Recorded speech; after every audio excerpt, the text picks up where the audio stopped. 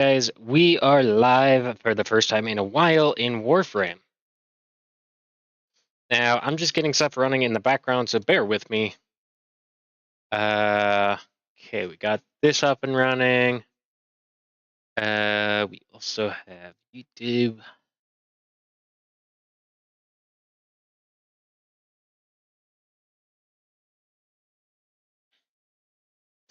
Okay.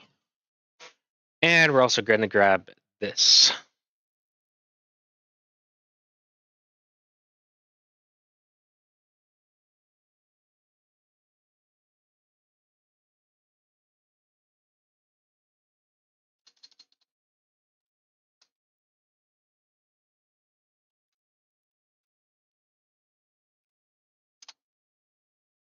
Okie dokie. We're also live in my stream PC. So if anybody wants to join in on Warframe, tonight's plan is to do some Sevagoth Prime farming. I'm just making sure that everything's all up and running. Hey Jenna, how you doing? We're in stream VC. Come on, you were just working. There we go.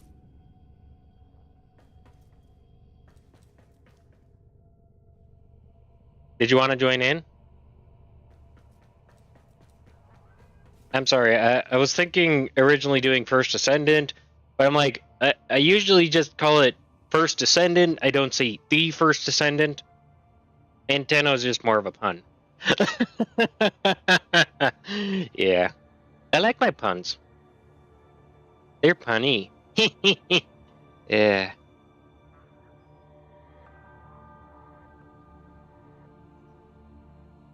You know the one downside that I've noticed for the game like Warframe?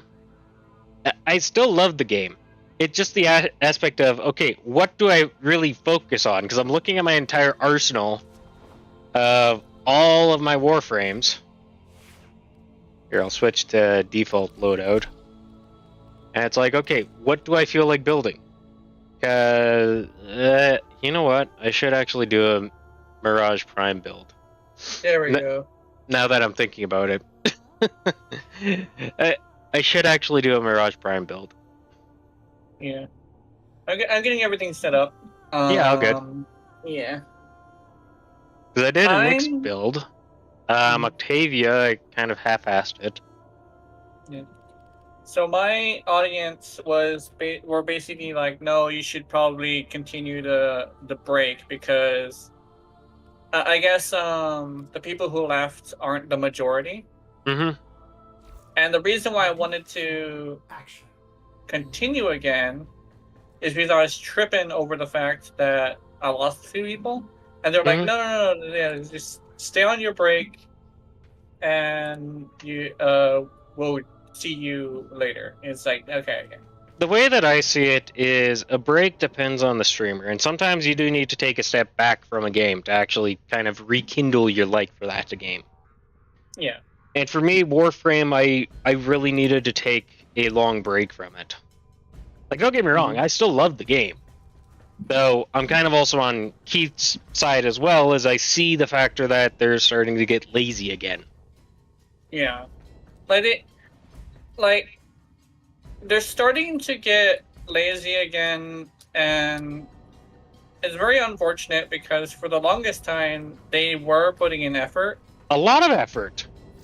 Yeah. Like I said, New War, I think was very good. I know Keith didn't necessarily like it, but I did. And then we also saw Deviri. Granted, don't get me wrong, my opinion with Deviri is it was very well written, but I don't really think it fits entirely with Warframe.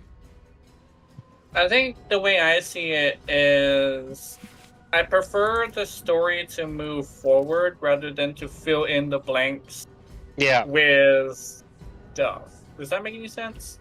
No, that makes perfect sense. Because I know, like, you're really apparently, according to the placement of the mission, happened right before we fought what's his face? Alice? Prophet Taker. Yeah. Right before we fought Prophet Taker, that's when your ready came, and we fought Prophet Taker in the beginning of the canonical like series, right? What are you doing down here? And there were a lot of people who were like, "Oh, Hey. yeah." There were a lot of people who were like, "Oh, did your ready get discovered after the new war or before the new war?" Because Well, technically speaking, lore-wise, it wouldn't make sense for her to be discovered after the New War. yeah, yeah. Even though it's kind of difficult to really place a lot of things in chronological order. Yeah. Because Bertea was created kind of during the New War. Or I should say the Old War. Because she was created to protect Parvos Granum. Which she managed to do that, but she also died during that time, and I guess he made a specter afterwards to trick us into thinking that there was an actual Warframe with him, which is fascinating. Don't get me wrong, but what? At least for that, at least. What are you doing? Oh, what is that? What's she doing? You're funny. Yeah, well, at least for that. You're supposed to be getting ready for bed, miss. Yeah. At least for that, they were moving the story forward, right? Yes. But with a lot of the stuff that I don't like, it tends to be filler episodes, which is like full on like straight up filler. Like that's the one thing that I kind of hate with Lotus Eaters. It is honestly just feels like a pointless filler. Yeah. What am I looking for? I think I'm looking for this one. Okay, I have nothing to Sevagoth. I have the Epitaph Prime, and I even have a full build for it, but yeah, I saw your video. Oh, I didn't make that video yet. Oh. Yeah. Well, I think I might have made an Epitaph video, but that's a long time ago. Well, that's the base Epitaph. Yeah. Yeah. I don't remember making a Epitaph video. I must have been showing people how I could do like. Maybe that's what one of my people were saying about how I did 83 million damage or something like that. Yeah. And I'm like, when did I do that? I don't remember my Epitaph video. Probably was back before I turned off my voice changer. That's probably what it was. Yeah, I think so. Yeah. Like, I mean, technically speaking, we both still use voice changers. Hi, Han. Lara? Yes. Okay. Just making sure. Yeah. Well, Snuck away on. Yeah, I know. I hear her coming down the stairs through my headset. And then she's like, Daddy? She was watching Blue's Clues, and I was looking, like, laying the other way, and I guess she snuck off the bed and went downstairs without making a sound. And so I turned, because I was like, she's really quiet, and I'm like, Lara? And I was like, oh, she's gone. Little sneaker. So since we're farming Sevagoth, at least that's my plan for tonight, why don't we do some Railjack missions? Because I think it's fitting. Yeah. Even though I am very pissed off that Sevagoth Prime does not have Tempestari Prime. Oh yeah, that's actually why I myself also think that they are kind of sort of half-assing it again, because he doesn't even have a trailer, right? I know. And I understand that they were in the middle of getting ready for TennoCon, right? And that makes sense. But he doesn't even have a half-assed trailer either. Well, keep in mind, Hydroid technically got 2 trailers. Yeah. Hydroid got a very half-assed trailer, and then he got a better trailer on his, I guess you could say, rework. Yeah. Hydroid is the only one that... Sorry. Huh? You don't have a Sevagoth one? That's fine. Yeah. This is literally my only one. I'm gonna put this one right here. I purposely chose this one because we could farm it from this mission. And we also get to see how well my Mesa does in this. Yeah. First time I've ever used Mesa in Dale. Yeah. It's also set to friends only. That's good. Alright, let's see. Because I hate doing railjack with randos. Yeah, some of the randos tend to have their own goals. Yeah, and be very And they stupid. also tend to do things like in a Void storms mean a interesting high way, I would probability say. of void fissures Yeah. forming inside nearby vessels. Be on high alert. By the way, did you want to go through the outpost? Yeah, hold on. I'll see if I can. Alright. I don't like how arm cannons make you walk in a funny way. I know. Because the fact that I use like arm cannons a lot makes it to where like your buddy looks really stupid when she walks. Mm-hmm. Like you know how I don't like diapers or scats and shit like that. It makes me feel like my Yureti is one of the diaper wearers. Yeah, I know. That's how I kind of sort of feel about it. Lara, don't play with Daddy's tools. I mean, she is my baby, but not in that way. Yeah. Oh, auto breach, nice. Don't you love it when that happens? Yeah. You're near a fissure. A fissure, defend yourself and do stuff. Oh no. I am not running into enemies right now. Locating breach points. Oops. Launching ram sleds. Where'd my... There it is. Omni.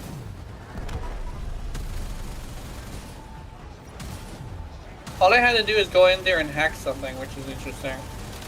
Disable target, priority targets, destroy cruise ships. Okay. Oh, wrong thing.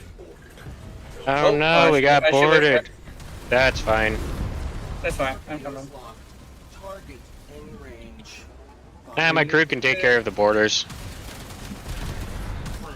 Like, I mean, Arcmam, unless he ends up going down, is... shit, he is actually down. How are you down? He's being swarmed by the corrupted, because apparently when they spawn in here, they allow corrupted to be spawned as well. Reactant is working on the relic. Find more. Well, then again, Jade Light's kind of a thing, too. Oh yeah. Ow.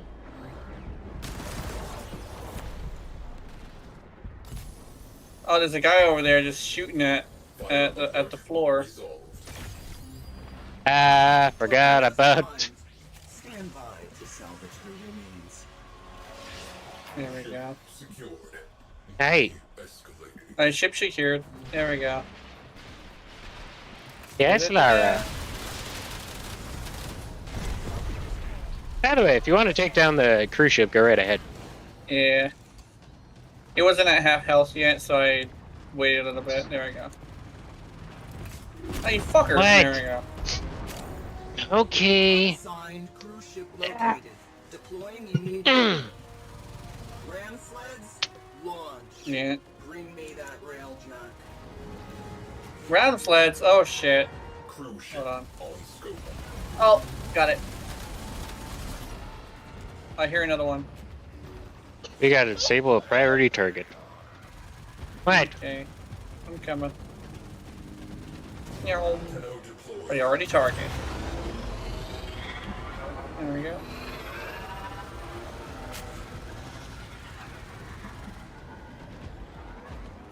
Magnetizing to the ship is actually a really good addition to the thing. Oh yeah. Powerful salvo. Well, especially with someone like me, because I got blink and I can move about 6 times faster than anything else. Yeah. I have 2 more seals to maximize.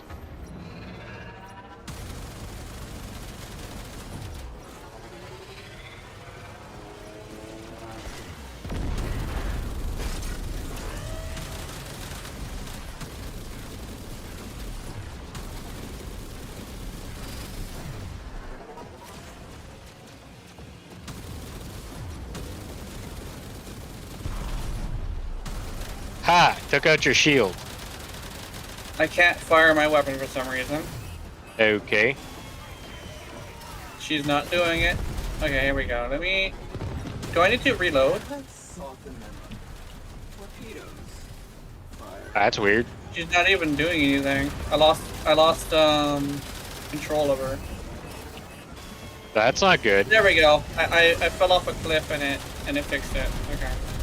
Sometimes that works. Yeah. Alright, while you're doing that, I'm gonna go murder stuff in a cruise ship. Oh, nice reactant.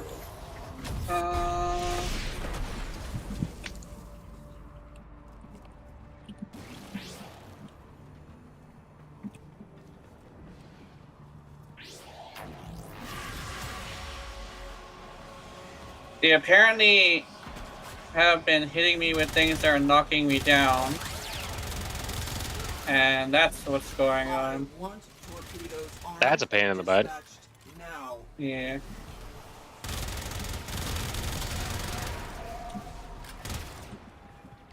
There we go. Where are these guys? There you are. Ow. Here's one more.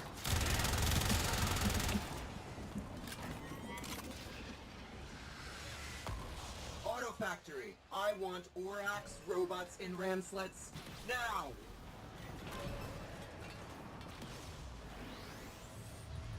Come on, man. There we go.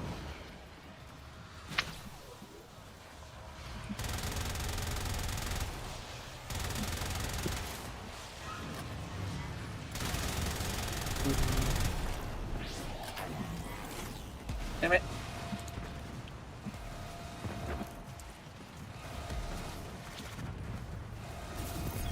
Oh, I'm being hit by like an electric spark of some sort.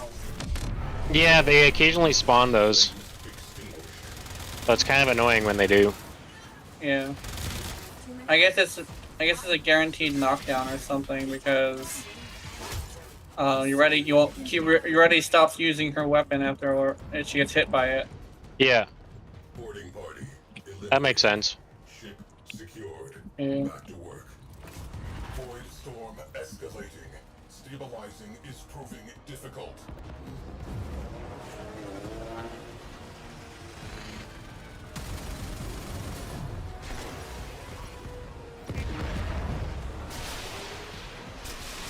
Here we go. Torpedoes primed. Stand by. Severe enemy interference. That's the last guy, I think. It's been a long time since I've been in one of these, so Yeah, I I'm know. having, yeah, It's been a while since So- I've actually played Railjack. yeah.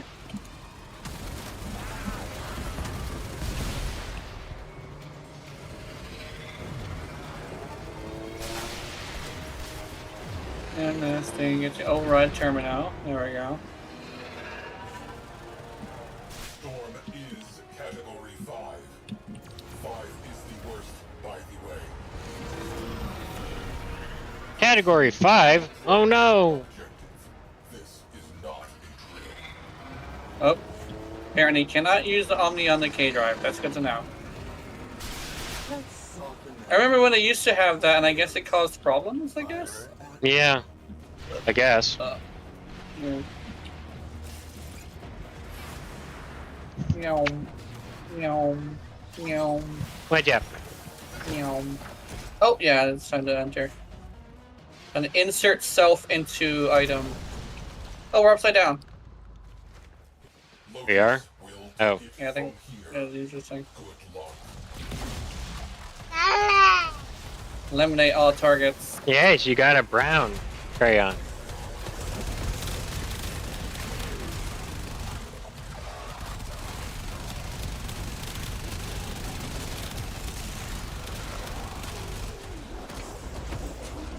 There we go. Oh, I'm going the wrong way. I'm just murdering stuff that I see. Dead. Yeah. They are not only alive, they are on my ship. Alright, you're making this very difficult. That. Meow. Oh, Cool.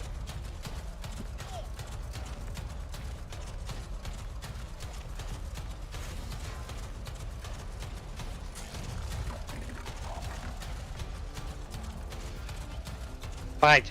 Yes, that's a clip.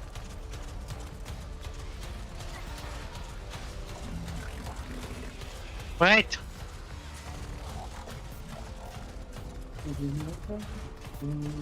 What?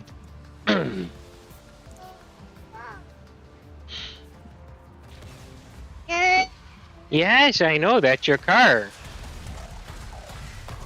You know, somebody Yeah. should be going to bed pretty soon. yeah. Yes.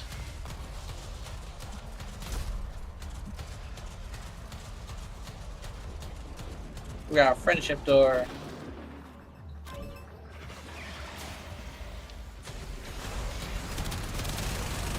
You know, for a second, I actually forgot my controls. Yeah. I haven't played Warframe in such a long time, and I'm pressing F to do melee. And it switches weapons. I'm like, why aren't I throwing a punch? Oh wait, this is Warframe, not First Descendant. Yeah. I made my controls similar, but then I had to change it back because it was hard to do it in a similar way. Yeah. Warframe just requires so much of a different attention to different stuff, you know? Yeah, exactly. I just hit somebody way over there. There we go. You know, it's funny how the Definitely- Imperator Vandal is my strongest art gun. Mhm. It makes sense though, because it's actually not that bad of a weapon. Lara, stop! Plus, they buffed it a while ago. Yeah, and I also have kind of a broken ribbon for it, so there's that too. Yeah, ribbons help. Ribbons help the art guns, definitely, but... Yes. Yeah. What? I think my thing is I kind of sort of don't really have the patience to look into how to use a ribbon. But I know, like, certain... a ribbon is Lara! supposed to replace some things. But different god rolls are for different reasons, you know? Yeah. Different weapons. Not every god roll is just going to be crit damage, you know? Yeah. Well, it really depends on the weapon you're trying to buff too. Like some you need the status, Yeah. and then there's others that you do want the raw damage buff. It kind of depends on the weapon. Yeah. Like generally so- speaking, a god roll is considered anything with minus zoom. Yeah. Oh, I went the wrong way.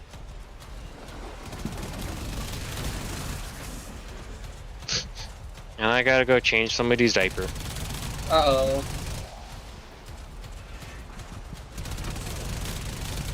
I do like how the necromech just bashes his head on the ceiling. Mm-hmm. It's like clunk.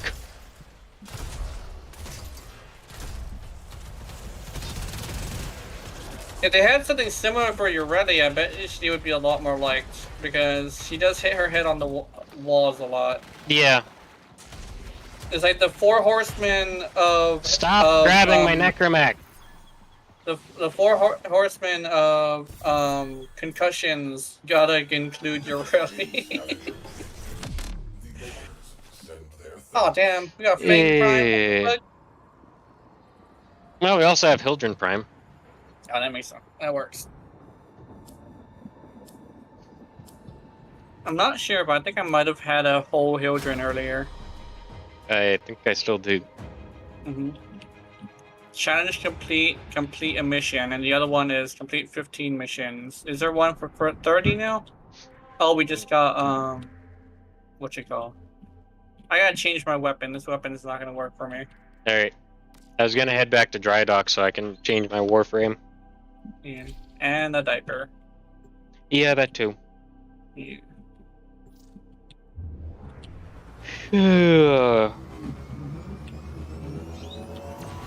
At least I have a custom-made BRB screen for it. Mm-hmm. Yeah. Meow. I'll BRB. Mm-hmm.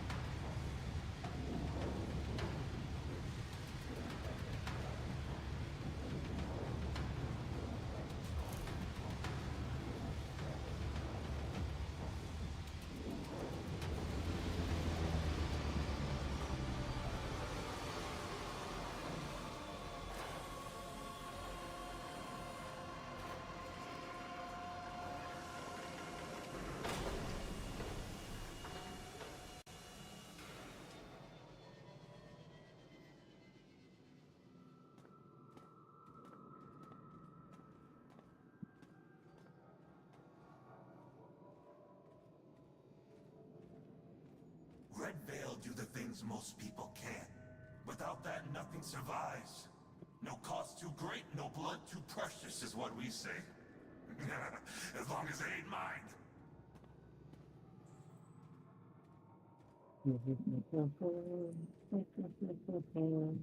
Boop. Boop.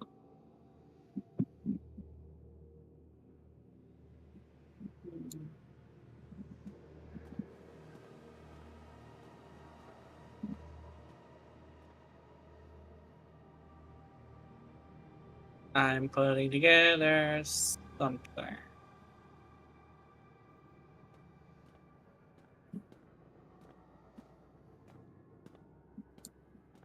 Creepy bullseye.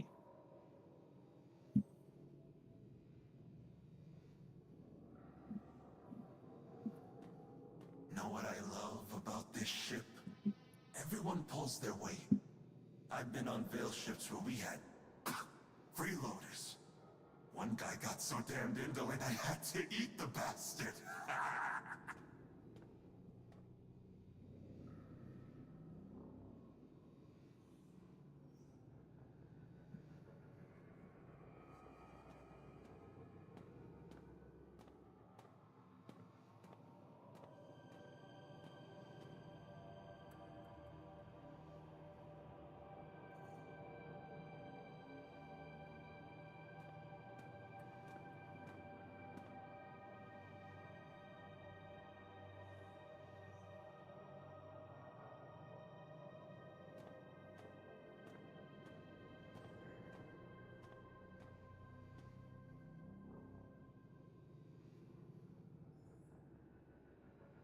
Fact is, every stable foundation is built on meat and blood.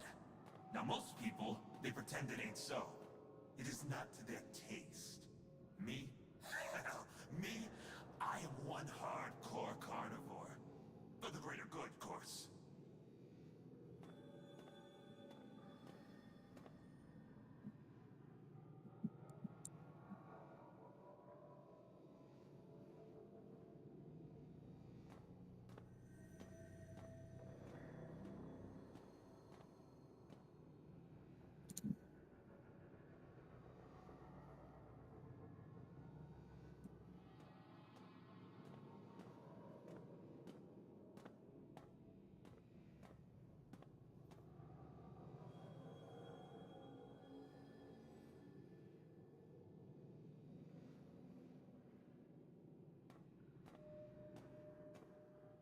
So, that helmet thing you mentioned.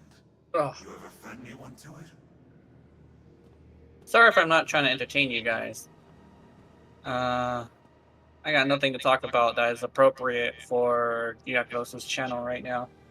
But hey, I hope you're having a nice time watching this. Oh, I heard his microphone.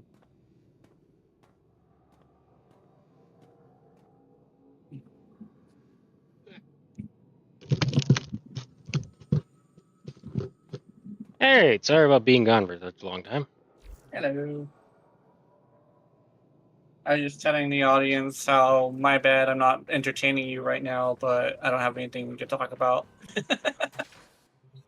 Nothing appropriate for the channel though. I do have things to talk about. It's just not something I want to talk about on somebody else's channel. Let's see. I also I'm decided. glad that there's new Viessa porn on Rule Oh yeah, 34. That's something that's pretty interesting. I was actually watching Zenless Zone Zero stuff, and I'm like, huh, this is interesting. How it's just like Warframe, where it's mostly femdom. Yeah. I don't know. I kind of like Genshin because it's a mixture of everything. Yeah, I mean, it's got some weird stuff. It's got some vanilla stuff. It's got some femdom. It's got a mixture of stuff, which is very nice. It's even got some monsters. Although I think it needs a little bit more slimes. The slime one that I saw one time was very high quality.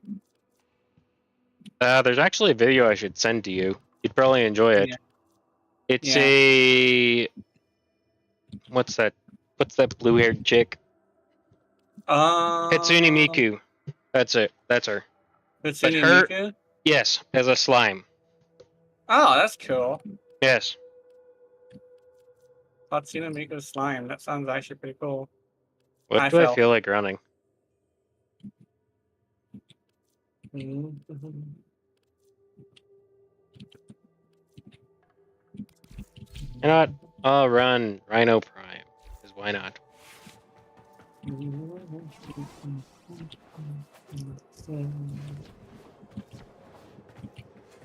Alright, let's move. Yeah. I'm coming. Meow. Trying to get on the ship.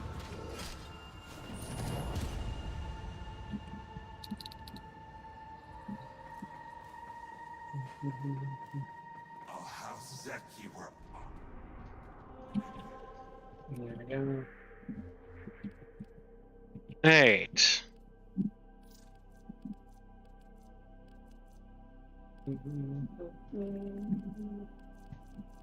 I need to get a Nell Prime barrel. I'm gonna toss that up.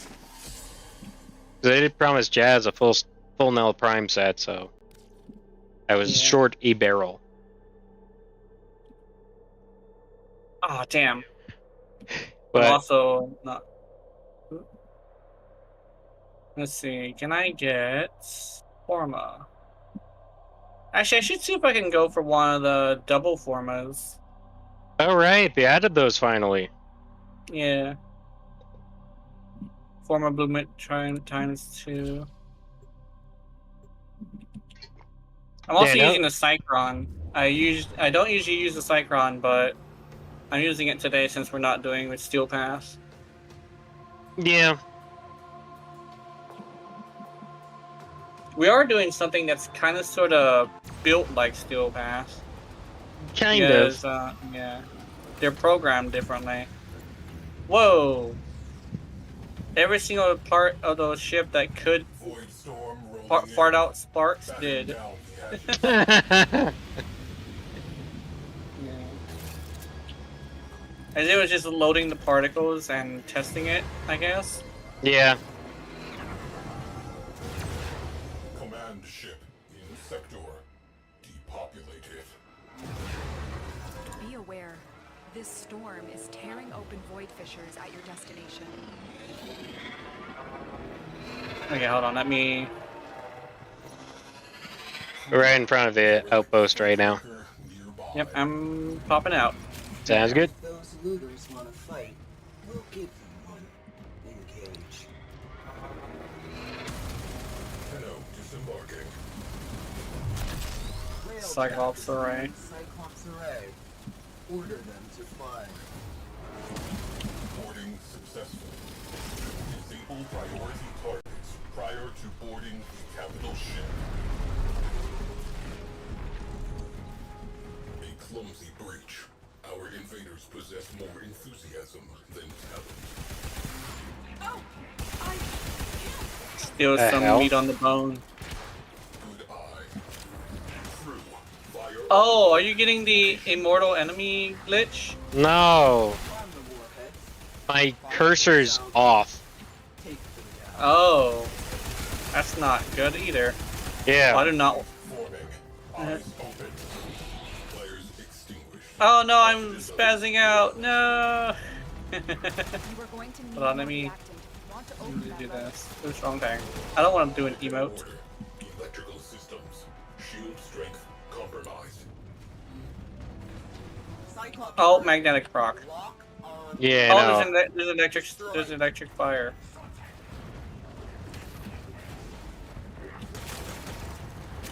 Electrics returning to full strength. Ship secure. Good work.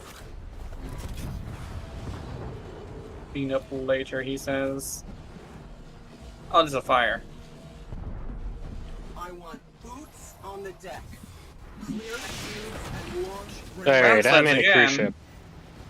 Void Oh, storm she's intensified. launching Ramsleds again. Hold on, let me get my gloom out. Really? I can't choose melee? Oh, Okay. I'm having a no melee animation glitch.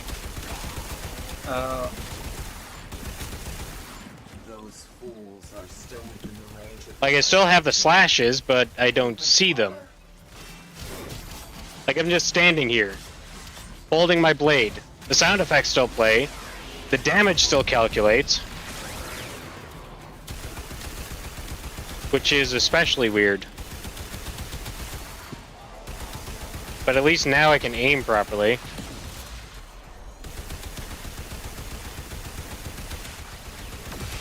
Oh, you're on that one. Okay. Yeah. That's what stings do.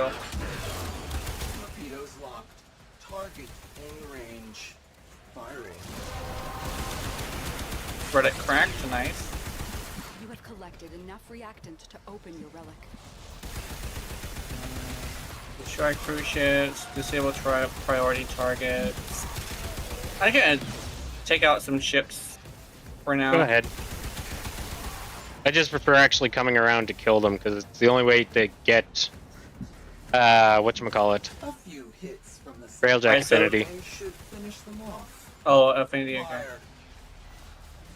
Yeah, because it's only in the Railjack portion do you actually get Affinity. You can stay on a survival mission for forever, but you'll never get anything from that survival mission. Oh yeah, because they wanted to stop them from getting infinite intrinsics. There we go. That's the word.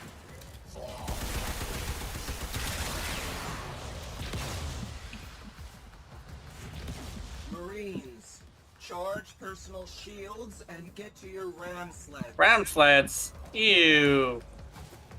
Where's this ram sled? I'm assuming it's that. Yeah, it's that. Now fuck your ram sled. Oh! I was not paying attention enough to not get hit by that. That's fine. Where'd he go? Cyclops array, obliterate them. Oh, that wasn't a ram sled. That was like a missile or something.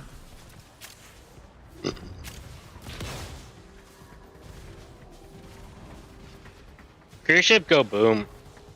Cruise ship go boom. Where are you at? There you are. Oh, that's the one. That's the one that's about to explode. Okay. Oh, there you are. Yeah, I'm in the I'm slingshot. Yeah, we're going to what you call Torpedoes locked. the priority target. Yeah. in range. Firing. Our They're launching a forces cruise ship now. support. Launch another cruise ship. Wow, that aim was way off.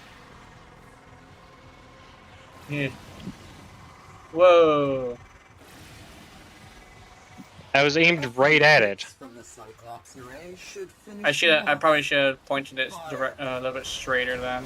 No, I went through it. Oh, okay. This bitch. Is Railjack even more broken than I remember? The new update kind of sort of broke a lot of things actually. Like, Which what is- did it change? I don't know. That's my question. Like, But why? yeah- Why did it break so much? Yeah, I know. Kind of. Because it practically brought nothing to the table. Those armed and dispatched to Maybe it's a halfway point between the two updates, maybe. Cause like that's the weird thing about Warframe stuff is that they also have like stuff that's getting ready for the next update usually, Yeah. and this seems like the one that's probably getting ready for a bunch of stuff for the new update. But I'm not even entirely sure why it would break Railjack of all things. Yeah, I know. Not to mention melee animations too. Yeah. Because I am basically standing here. If you're watching my stream, you could probably hear the factor of me swinging my sword, but there's no Yeah. animation at all. Yeah. I don't usually carry a melee weapon with me, but I probably would run into that too. I mean, we could report it, but it doesn't. I mean, it doesn't. I don't think it's game breaking necessarily, but we No, could it's not probably game report it. breaking, but combo counts doesn't quite work because I go based off of animation. So in a way, it is kind of game breaking. That makes sense. It's Yeah. like gameplay ruining and game breaking are somewhat similar. And the factor that I could shoot while walking backwards. Ah. Your animations are just bust. Yeah, I know. Open fire. There we go. See, I'm not even facing towards him, and I'm shooting him. That doesn't make any sense. That's broken. I'm gonna shoot your engines to get you to stop moving. There we go. And then I'm gonna blow you out of the sky. Yay! I only have one of these left though. Powerful salvo. Far- Them down. Jamming drones are a serious problem. I halfway expected somebody to come in front of my shot. I've actually seen that happen a couple of times, and it's actually happened to me as well. I know, it's annoying. Yeah. Fly them to a crit.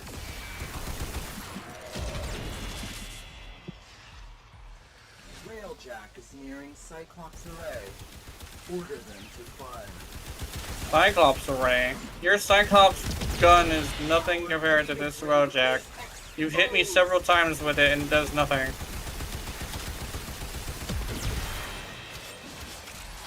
Okay, for some odd reason, jumping off fixed all the animation glitches. Oh, interesting. Yeah. I don't get Actually- it, but you know what? I'm not gonna argue. Actually, jumping off seems to be causing a lot of things, actually. Fire. Yeah, I'm not and even fixing yeah. stuff too. That's the most weirdest thing. Yeah. Intruder signal. So it's definitely jumping off that seems to be causing these things. The signal. Because it must be The border. resetting the wrong way. Yeah, I guess what they messed with wasn't actually Railjack, but maybe the targeting or something like that. respawn. Yeah. It was respawn. Lock on Railjack. Destroy. Respawning must have been touched because that seems to be what a lot of the glitches are Yeah. referencing a lot. Because like I mean, now I No. could do melee because I know the animations. Yeah.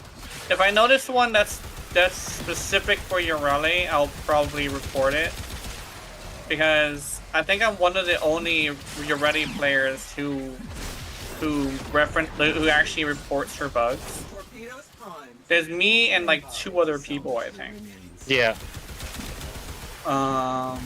Although the others have not found the pistol element of this glitch, and it hasn't been fixed. I noticed that. So I actually wanted to test it again and see if I can it make still hasn't another... been fixed. Yeah. I can confirm that. Okay. I know for a fact it hasn't been fixed yet. Oh, you know what we could probably do? Hmm. You know how bugs are usually fixed if it's perceived as a big problem? Yeah, We need to have multiple people report that bug. yeah. Yeah, that's probably what we'll do. We'll probably just have multiple people report the bug. That'll probably help. Oh, the boop. I'm coming back. I'm getting Discord notifications. Oh no. Okay, we're ready. Oh wait, hang on. I apparently forgot to grab the target. Uh-oh. Alright, let's go. There we go. I think I might have got you close enough. Oh, never mind. You jumped off. I forgot to grab the target. I'm stupid. Yeah. Granted, it has been a while since I've done Railjack. Yeah. Cyclops Array. Taking a break is very healthy, but like sometimes it depends on like how important skill is to you. Mm-hmm. But getting your skill back does take a slight amount of time. Yeah. Or sometimes remembering what to do in a mission. There we Yeah. go. The Cyclops has fallen. The skies are ours. It's like that with me and like Overwatch. Every single time I play Overwatch, every once in a while, I just have the situation where I just don't know how to work the character anymore. Mm-hmm. And it takes a few games for me to figure it out. That's why I'm like, I'd rather be a casual than a hardcore player, because I am going to take breaks on this game because I don't really enjoy just playing the same game over and over again unless it's Warframe. Mm-hmm. Warframe, it's a special case because there's so many options to play different ways that if I get tired of one mode, I'll just go play another one. Yeah. I kind of feel the same with First Descendant, but I do understand your gripes with it. On the fact that pretty much all the missions do feel very similar. Well, for me, it's not the fact that they all feel similar. It's the fact that a lot of things are locked behind content that is very specific, and what makes Warframe good is that you can technically play any mission and still get the same like high class rewards. Yeah. And with First Descendant, you're with the Void Traces thing. I want to do Void Traces, not the Void Traces, the Void Shards. Yeah. But the Void Shards, I had to do so many defense missions, you know? I found it actually much faster way of doing them. Yeah. So I'll show you when I'm playing First Ascendant. But it's a mission that goes a lot faster, and especially if you have two bunnies, it's almost brain dead. Yeah. It's also a good area to. It's also a good area to level stuff. Yeah, and they also said that the Void Traces are being changed to always be the amounts necessary to do Void Trace things. And I was like, yeah, I like that. And they said another thing was they're making it to where you only need, there's only gonna be one type, and I like that too. You know, that's still coming. Yeah. That hasn't been implemented into the game yet, but they have made it drop a lot more. So instead of picking one up at a time, you're commonly picking up 2 and 3s. Yeah. And the bosses at the end of the, I guess you could say, near extraction point, are much higher now. So instead of dropping 16, now they're dropping 60. Oh, that's good. Yes. I think legitimately, me being able to do a Void Trace and a Void Shard mission instead of having to do Pyromaniac is probably gonna be much better. And people are like, oh, gamers like a challenge, but that isn't entirely the case for every gamer, especially for like free-to-play gamers. I don't mind a challenge, but I do have to agree, at least how the game is right now, and this is somebody that still honestly plays First Ascendant, and takes a lot of time farming shit instead of buying. There are some stuff that, unfortunately, you do kind of have to play the meta way for a little bit to get stuff to work. Like, that's kind of the thing that pisses me off a bit right now. Yeah, that's actually where I was getting at, is like... You kind of need to build a tamer before you can really start building anything else. Yeah. Or a really good Thunder Cage. Yeah. You kind of need that weapon. And then you could start diversifying into other stuff. Like, Eternal Legacy is a lot better than the tamer. Yeah. But it also requires a lot more work to get there. Yeah. That's what I was getting at, is like, it's not necessarily that things are hard, it's the fact that there are no options besides 3 weapons and maybe a couple descendants that can make it to where you can go through these things. And challenge in a game that has a lot of options, you gotta keep in mind, like, some of the options that you have should be viable, you know? Like, personally, what I personally think is any of the purple weapons should theoretically be viable. I can understand the blue weapons, but pretty much any of the purple weapons should be viable. Every one of the ultimate weapons should be viable. Yeah. What's the Orthos again? That's a staff weapon. Yes. Oh yeah, I just built the regular version just because the regular version, Teshin gave it to me. Oh, nice. Teshin gave... Oh, Shevagoth chassis. Oh, cool. It's like, you can get the regular one. It's like, we don't want the regular one, son. Well, I mean, it wouldn't hurt, but the extra 50 damage onto the claws is actually... The extra 50 damage onto the claws was actually a really good play by DE. Yep. Because melee, yeah, the amount of damage that it increases it by is a lot more than you would think. Like, the difference between some of the best melee weapons in the game and some of the worst melee weapons in the game is literally 50 points. So... Hey, you know what? Let's go back to Dry Dock. I think I know who I want to play as. Might hopefully give us some luck. Who's that? Sevagoth. Oh, nice. Oh wait, let me see if my Severgoth is still battle worthy. Because I actually made a build for him, but I don't know if I finished it. I didn't finish mine, I know that. Yeah. I remember Triberios was like, look how hard I can piss, is like basically his first ability. I thought that was funny. Equipment, arsenal. Another job well executed, she says. That's what she says.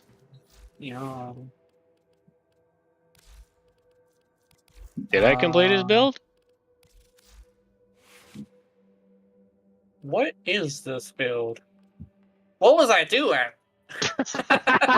What the fuck? You and me both are having that right now. The fuck was I doing? I have Shadow Haze.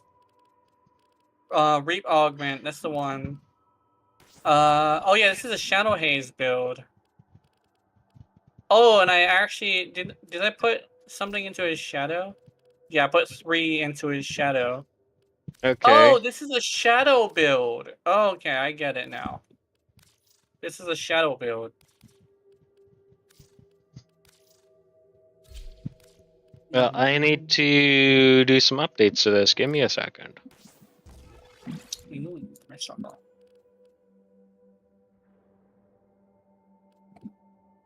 Oh yeah, I put Rush on the Severgoth's shadow because he was slow. I forgot about that.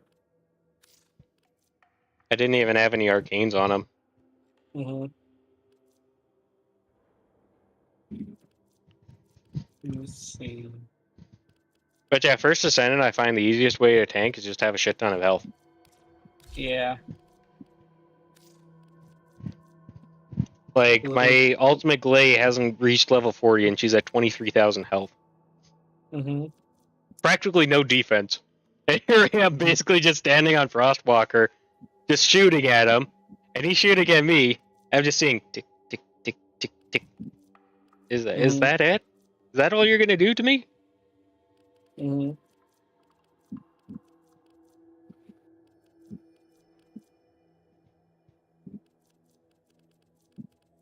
Provoked, melee guidance, transient fortitude.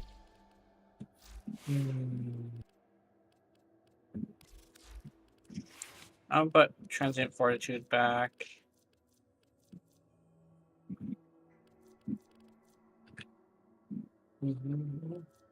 Claws. My claws have 5 forma. Only What the 5? fuck? Yeah. Let me see. I gotta redo this build because I'm pretty sure I fucked this up. Yeah, don't worry. I'm tossing Forma into mine too. Yeah. Reach. For this guy? Yeah. Reach for time. Let's see. Hitting blow. Oh, can I put Tennokai on this? Yeah, apparently you can. Oh shit. Reach. Opportunities reach. Yay. I love opportunities reach. Okay, Organ Shatter, definitely.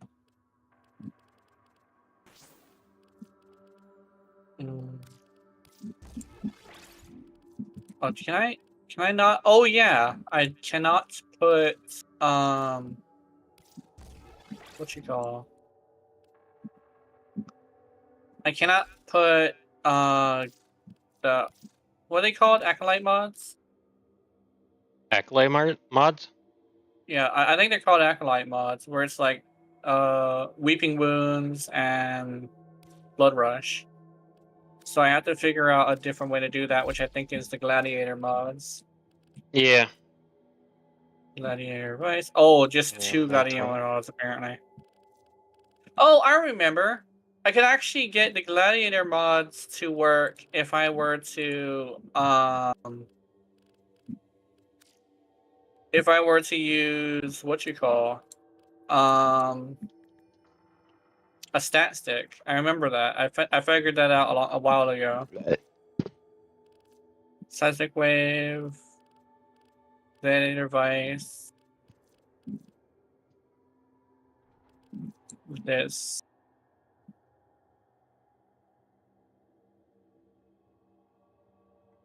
Okay. So I gotta give him a stat stick. One that just has all the Gladiator mods on it.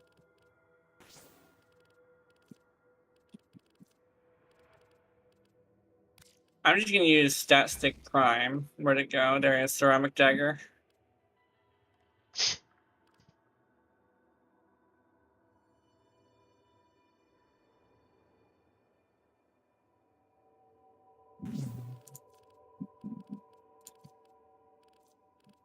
Glad.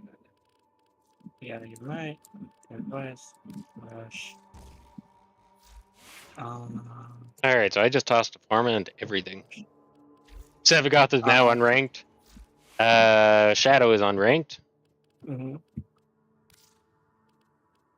Alright, there is also some Sevagoth skins too. Set.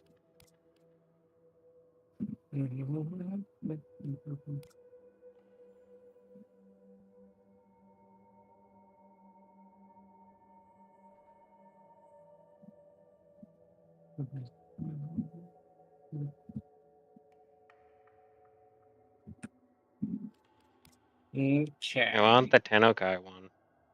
Tennokai skin looks pretty cool. Yeah.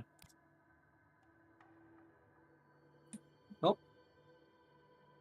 But I'm debating on the other one, because I can't afford the Tennokai one right now. Mm-hmm. Or Tenno Gen 1. Mm-hmm.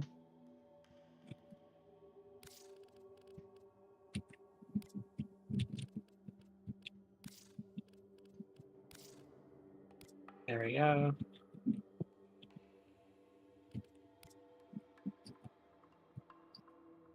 Hey, you know what? I'm gonna grab that one.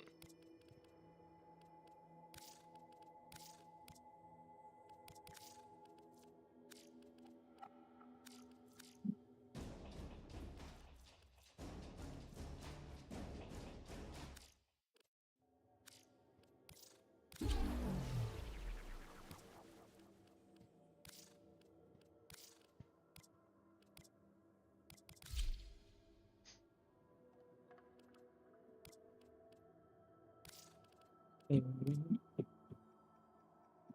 Apparently the void changes things. Apparently. Mm-hmm.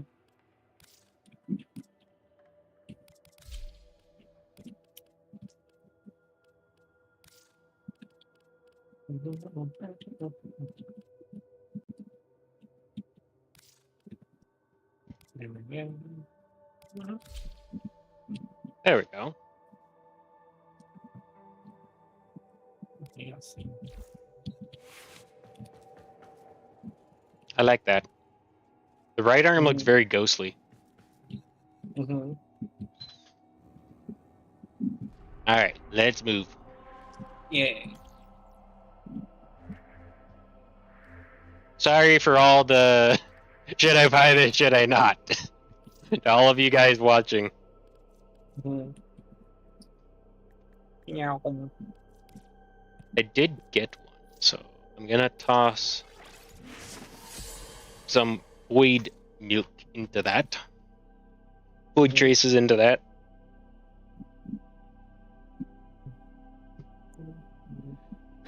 You know, it's another thing you kind of miss after not playing Warframe for a while.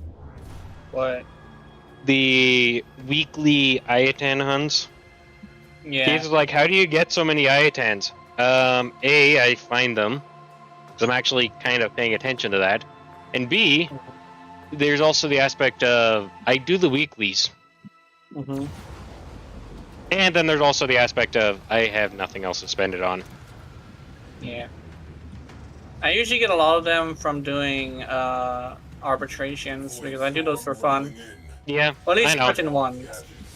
Certain ones, depending on like what I'm in the mood for. Mm-hmm. I'm not usually ever in the mood for disruption, defection. Defection sucks. Defection does. Though I have to say the best one is infested salvage. All forces. Yeah. But that doesn't happen very often. Mm-hmm. Tenno, detecting void energy accumulation inside your objective. Fissures. Disable priority targets before hitting that capital ship. There we go. Alright, outpost over here. Shield resonance I'm done. amplification. Oops. Power plant. Deliver charge boost. Freight linker on scope. Abandoned. Tenno disembarking. Oops. There we go. Ghost train boarded. Stay frosty. A bonus for whoever captures that ship. Ram sleds away. Boots on the deck. All right. Conflict is escalating. I want another cruise ship on the field. Alert. Enemy cruise ship on scope. Still some meat. Alright. Ark, take care of the boarders. I'm pretty sure they're gonna board sometime soon. Okay, hold on. Or just jump right in front of my guns. Okay, that works too.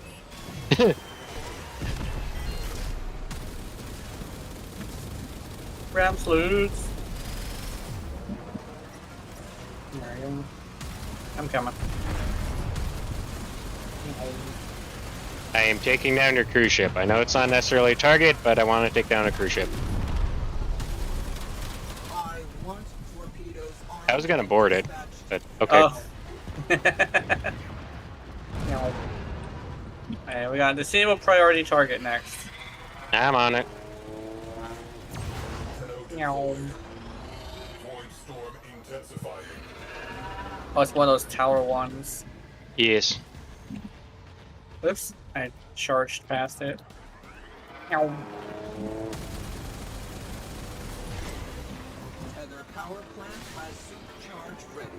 All units stand by to overload Boom. shields.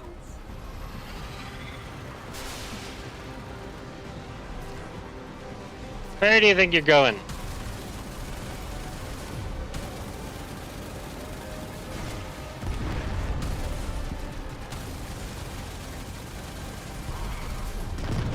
Ah, your little shield broke.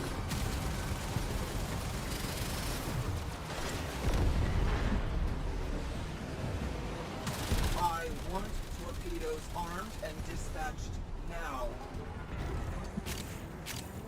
Oh no, I got hit by a torpedo. I'm so afraid.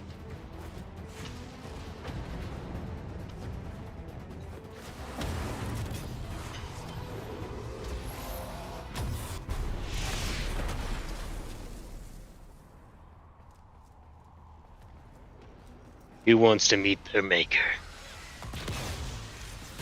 There we go. Meow. Marines, charge personal shields and get Whoa. to the ram sleds. What?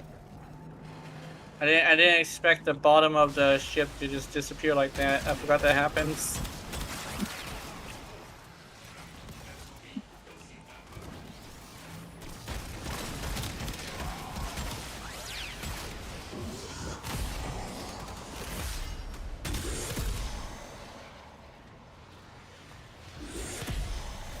Torpedoes primed.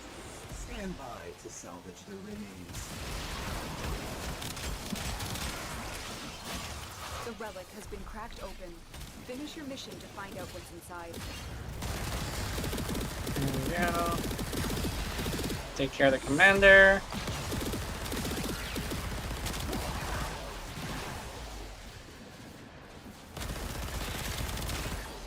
Yeah, it seems Railjack is really bugged.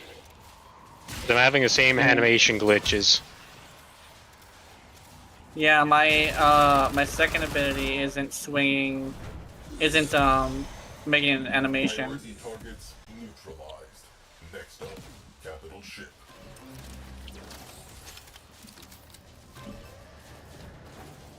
Gotta love the spaghetti code that makes up Warframe. Yeah. Take them down. It's all a bunch of people who code differently, trying to code the same game. Mm-hmm. Oh shit, there's people in here.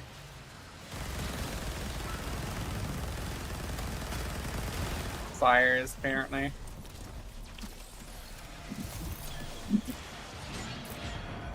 Well, at least this person isn't dead.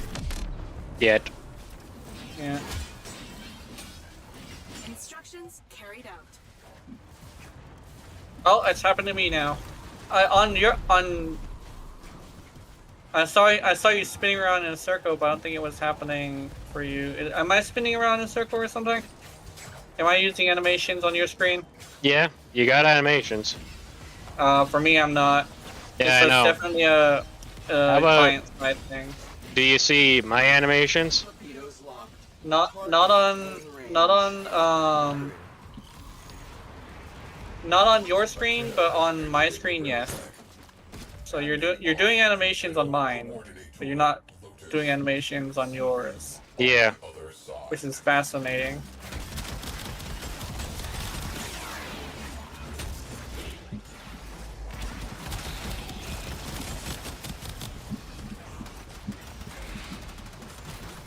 Oh, does Tenno not work with this one? Oh no, it does. It does. I just didn't have that much combo. Tenno have somehow been allowed Intercept the to board Tenno. unacceptable. Wipe them out.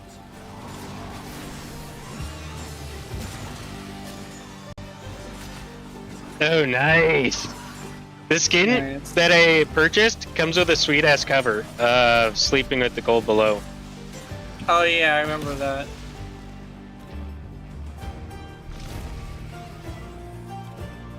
There we go. Oh! On my screen it just opened. I don't see you. Ow. My shadow died. We have invisible teammates. Either, We have invisible teammates. yeah, and I don't see your shadow. I see your body though. Yeah, my shadow just died.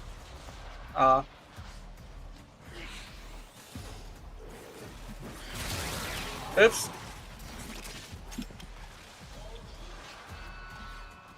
What do you mean ability not ready? Can he hack? He can hack. Cool. Oh, wrong way.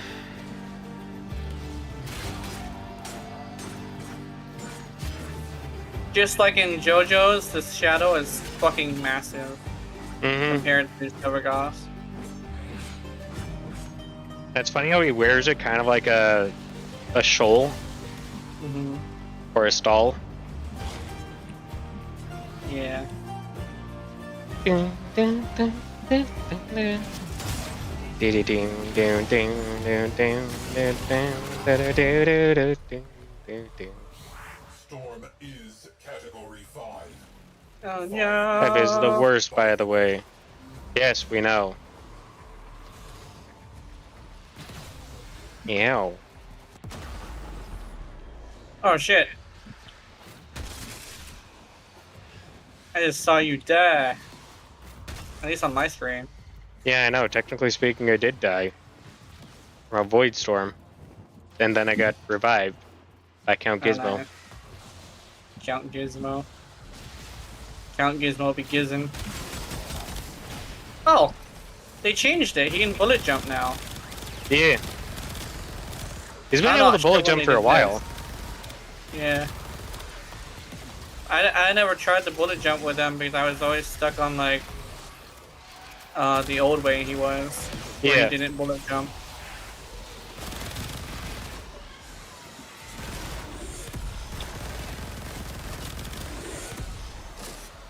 Oops, wrong thing. That was the wrong attack.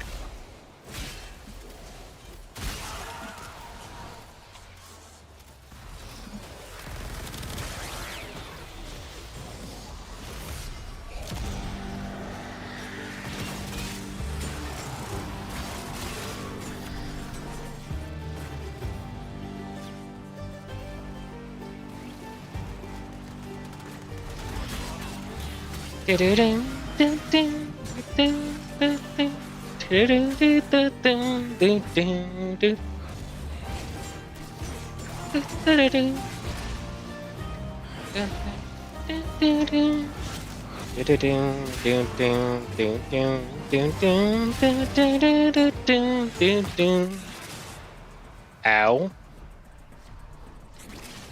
I don't know what killed me. I don't know what killed my shadow.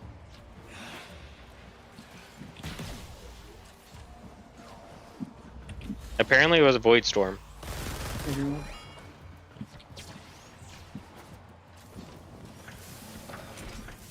Alright, goodbye, Shadow. It's a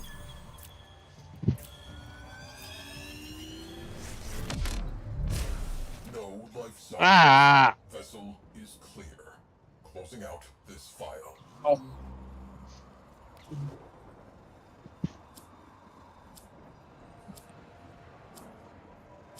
Gorindel Prime Neuropics.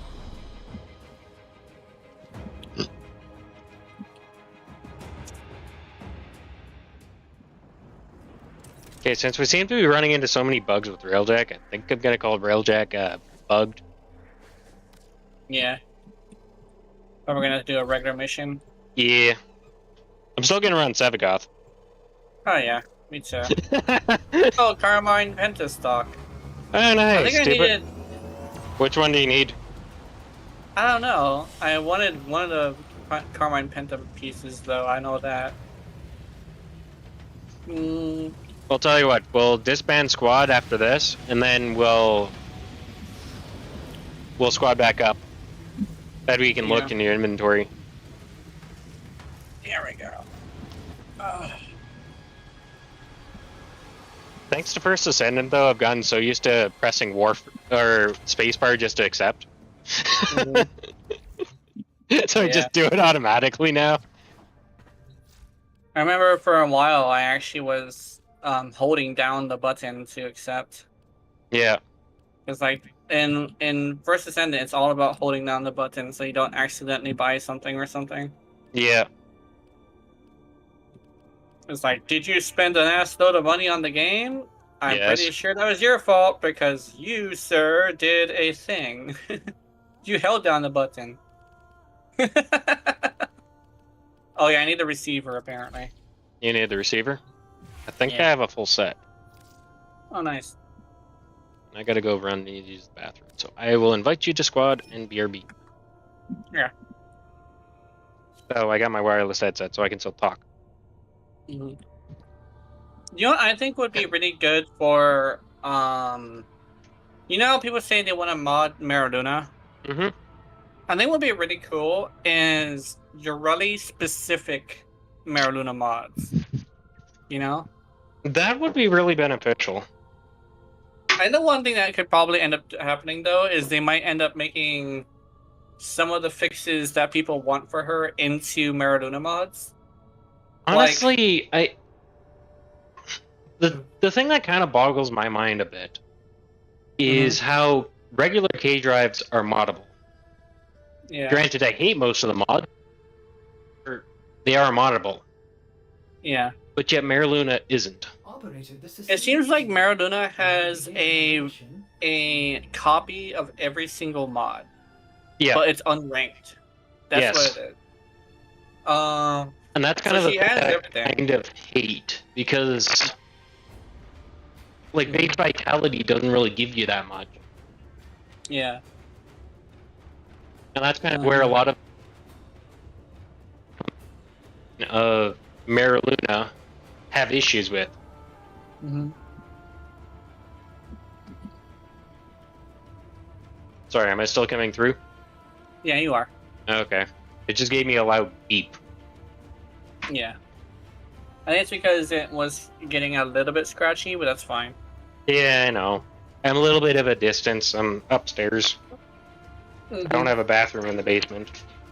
That's probably a good thing because I hear basement bathrooms flood often. No, it depends.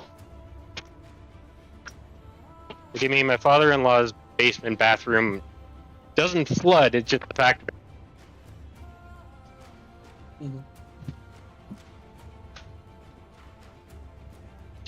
It just has a hard time to flush sometimes. Oh, So you yeah. have to sit there and hold the handle for a bit. Mm-hmm. Alright. I think I have a full Carmine Pinter set, if I'm not mistaken. Yeah. I'm not sure how I feel about the Yeah, I do. Cycron. The Cycron seemed to do much less damage than I would like it to do. Yeah, I know. I know the feeling. And I have it modded almost exactly how I have the Atomos.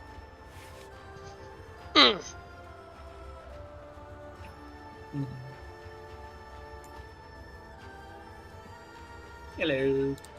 Laura's coming down. Again? Yep.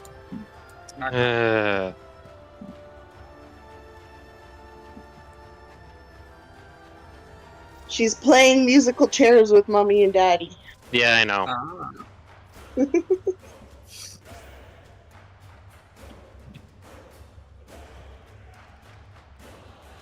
I'm gonna change my shadow build a bit. Mhm.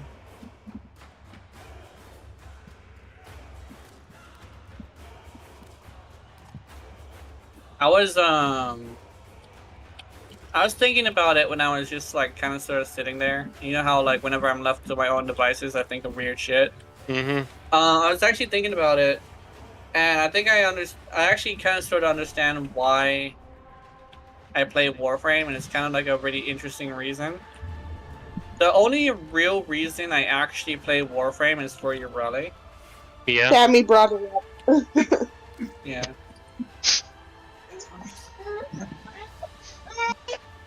Lara! You're so funny. Yara! Lara! What? It's bedtime! You gotta get ready for bed, cutie.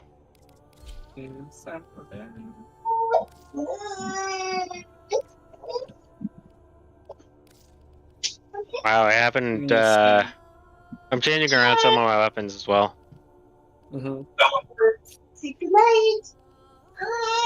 Goodnight! Goodnight! Lara! Go to sleep, baby. Time for bed, honey. Huh? I know you love Daddy. Daddy loves you too. I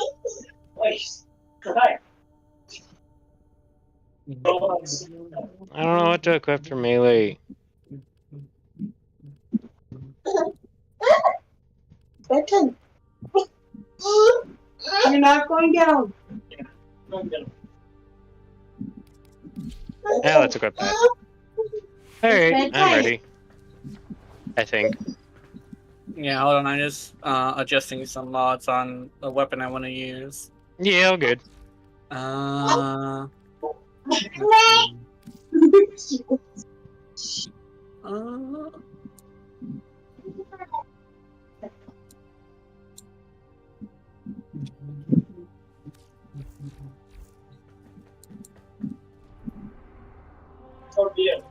What's he doing? He's brushing his beard.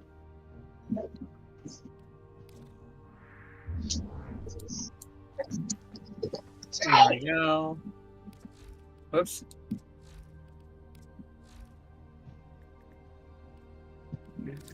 And what do I have here? Okay, good. Why is it gas? Gas is really powerful now. Yeah. Oh, this is a code to a twin stubbers.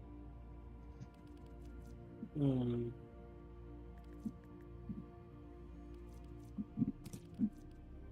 I have an idea. I'm tossing up a steel path, survival, Mm-hmm. and we can also farm the relic too. Oh, Mhm. wait, before you accept the mission, I gotta change my droid. Or my companion. droid.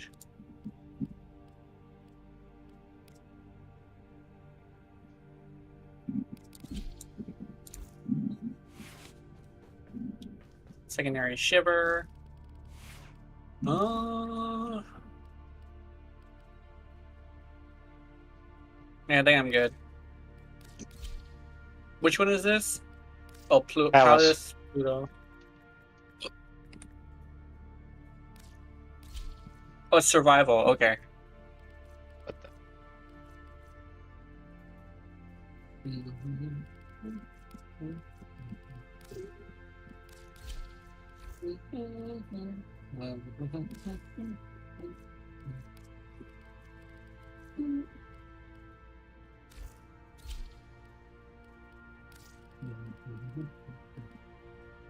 Actually, I was doing some research, watching some videos on certain subjects, Mm-hmm. and I actually found out that YouTube streaming is actually really popular in Europe. Yeah. Not Europe. It's everywhere in that continent, like Asia and specifically, like Europe and like Japan and China and like places like that. All those places. Mm-hmm. Yeah. So that's really interesting. Twitch has basically shot themselves in the foot, though. Yeah, they shut down a couple of places over there. Yeah. If I remember correctly. Yeah, they don't operate anymore in Japan. Japan? Yeah. Oh, damn. That was like one of their biggest markets. Or something like that. What the fuck? Because like some of the streamers that are out there are Japanese streamers, and a lot of Americans would watch the Japanese streamers that spoke English. But like YouTube seems to be a good place for like streaming in general because like the Eastern people love it, Yeah. Because streaming is like a popular pastime as well as like a popular thing to watch. So, but like they closed down a lot of that part of the world on Twitch. Like I'm not 100% sure Yeah. if it's completely shut down in Japan. By the way, you can accept the mission. Okay. Yeah. Okay, what am I putting? I'm putting. Let's put this. But yeah, it's like Twitch.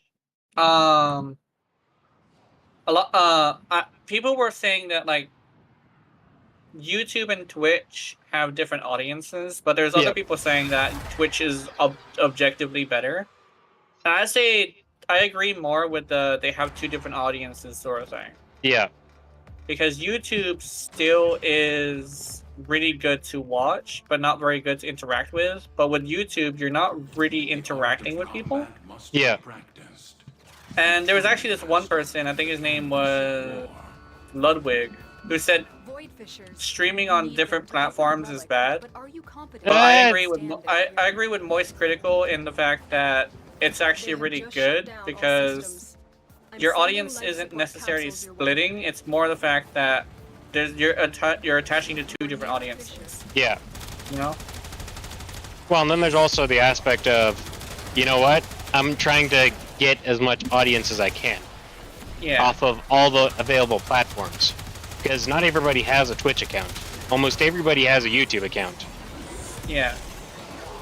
I think legitimately what would help YouTube is probably making an actual tab for streams. Yeah. Because what I keep running into is every single time there's a streamer on, I either have to specifically ask the stream to show me streamers. Yeah. Or I have to... basically, I'm jumping through too many hoops. I think discoverability is basically what they're chalking up as, but I'm more like, you have to jump through too many hoops to watch a stream. Yeah, exactly. And a lot of people are fucking lazy. Oh, yeah. It's not even like American people are lazy, it's more like everybody has a lot of lazy people. is insanely lazy. Yeah, I mean... Yeah, the Shadow can now pick up gems. Yeah. And people are actually, on that note, like, a lot of people are saying, like, Americans are super lazy, but I've seen a lot of things from people in other countries that, Oh, yeah. there's actually lazy people everywhere. There is lazy people everywhere. Yeah. It's not unique to a certain type of people, you know? Oh yeah. Activating it will buy you more time. I'm using corrosive in code, and it feels pretty good to have this thing working. For the longest time I was trying to figure out how to make corrosive and cold work, but like I moved to viral and heat afterwards after I just couldn't figure it out. I'm coming.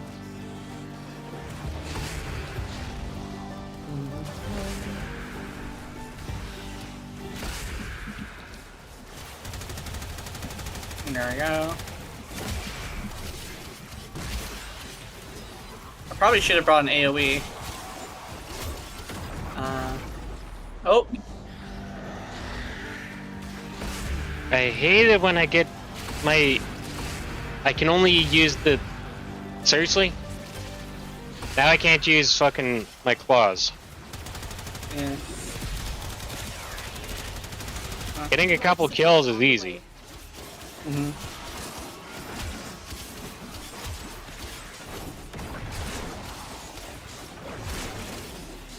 Path to greatness is walk one step at a time.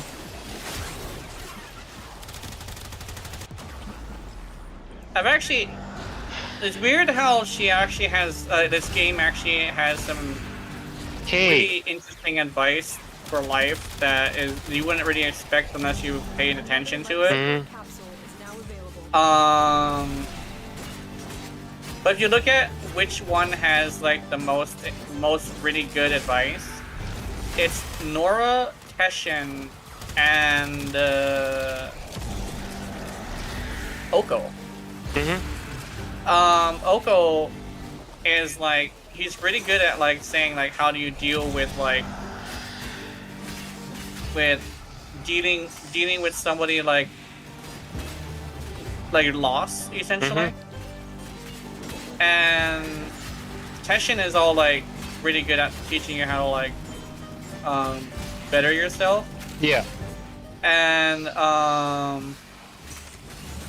what you got? Nora Knight has really interesting advice for like being successful, which is interesting. Which is different than bettering yourself. You know, there's a difference between the two. But like the one that has some of the worst advice is actually Lotus, believe it or not. Lotus is an extremely dawdling person and super paranoid and like I don't think selfish is a good word for it, but like she kind of sort of really wants. We gotta pop a capsule. Yeah, hold on. She kind of sort of really wants to have like a specific thing from everybody. Yeah. But she's not very good at communicating her wants, you know? No, not at all. She's not very good at it at all. And then one thing that also is a thing is like she dawdles so much that she actually caused a lot of the issues with what's happening. Like a lot of the Tenno don't fight like they used to because they lost their memories from being in hypersleep for so long. Yeah. And she could have established something after the apocalypse that she caused. Yep. But she didn't. The raid is off to a successful start. I think selfish is probably the word for it. Yeah. Oh, I can bubble him, okay. I can freeze him too, I think. Oh, there we go. See, this motherfucker is all about his goddamn shields. Bonus Prime Head. That was my Sevagoth relic. I don't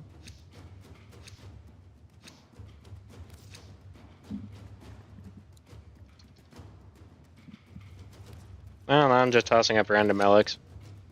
Yeah.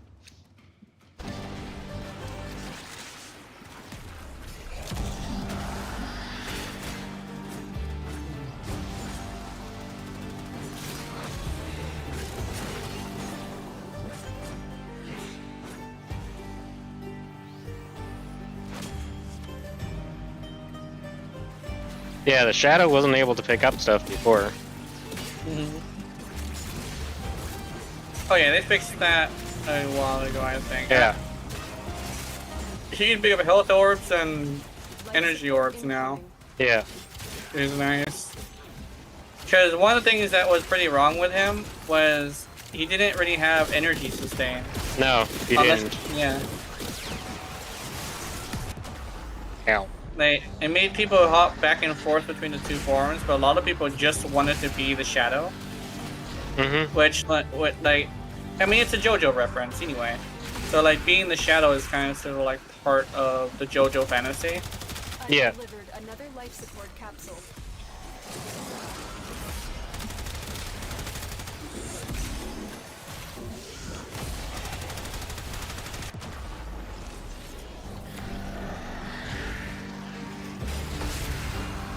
If I could do cold and viral at the same time, I think this would be doing a lot of damage.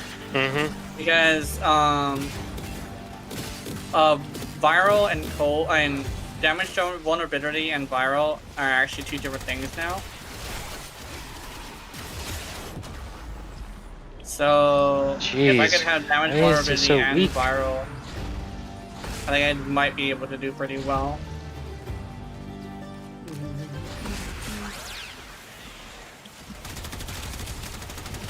I think I might need to rethink this build.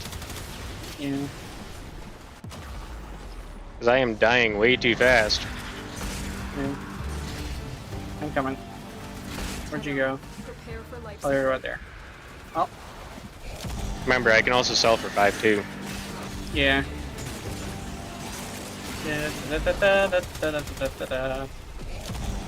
I keep meaning to press 3 and I press 4 instead. Yeah.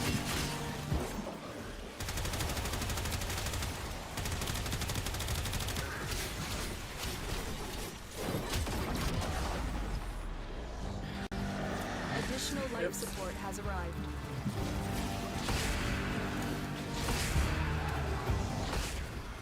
There we go.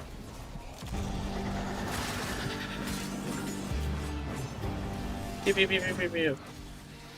Oh, here it comes.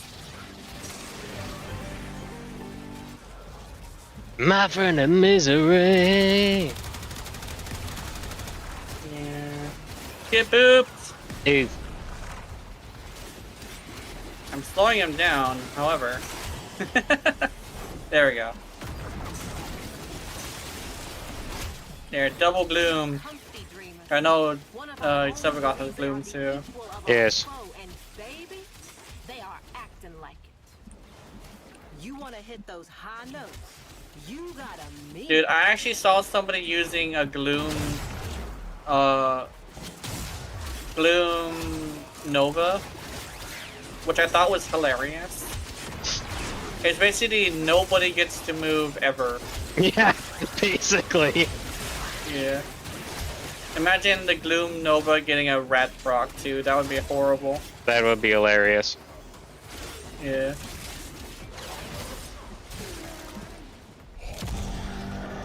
Oh my goodness.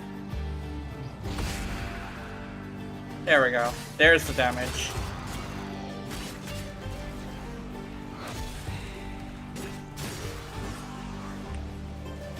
I should probably switch these to magnetic.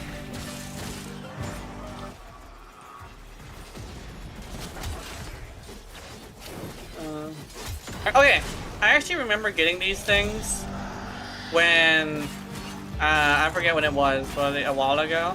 Yeah. And somebody was on my stream and got mad that I was getting a magnetic one, and said, "You got it! How dare you? You're making a mistake!" And I'm like, you know what? I'm just gonna I'm get the going magnetic based one off just of to what I make- feel like. Yeah, and I got the magnetic one, and he got all pissed off. Well, he got pissed off and he left, and then I got the magnetic one just to spite him, even though he wasn't there. Yeah. And I basically did this thing where it's like, yeah, I'm gonna do as I please because I feel like it. Yeah, exactly. But not only that, but I feel like it because you came and got all snappy with me. The more successful. Look, and I one play of the my way that rules I is- want. Yeah, and one of the rules that I actually have is don't try to control me. Mm-hmm. So I was like, you know what? I'm just gonna fucking do the opposite of what you said. I have so many Shade Prime blueprints. I know, same here. Actually, this is my second one. Yeah. Yeah.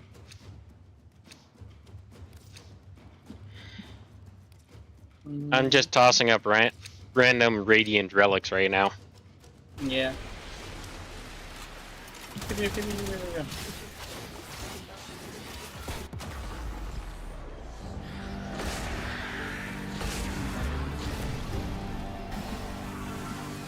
Can I do it?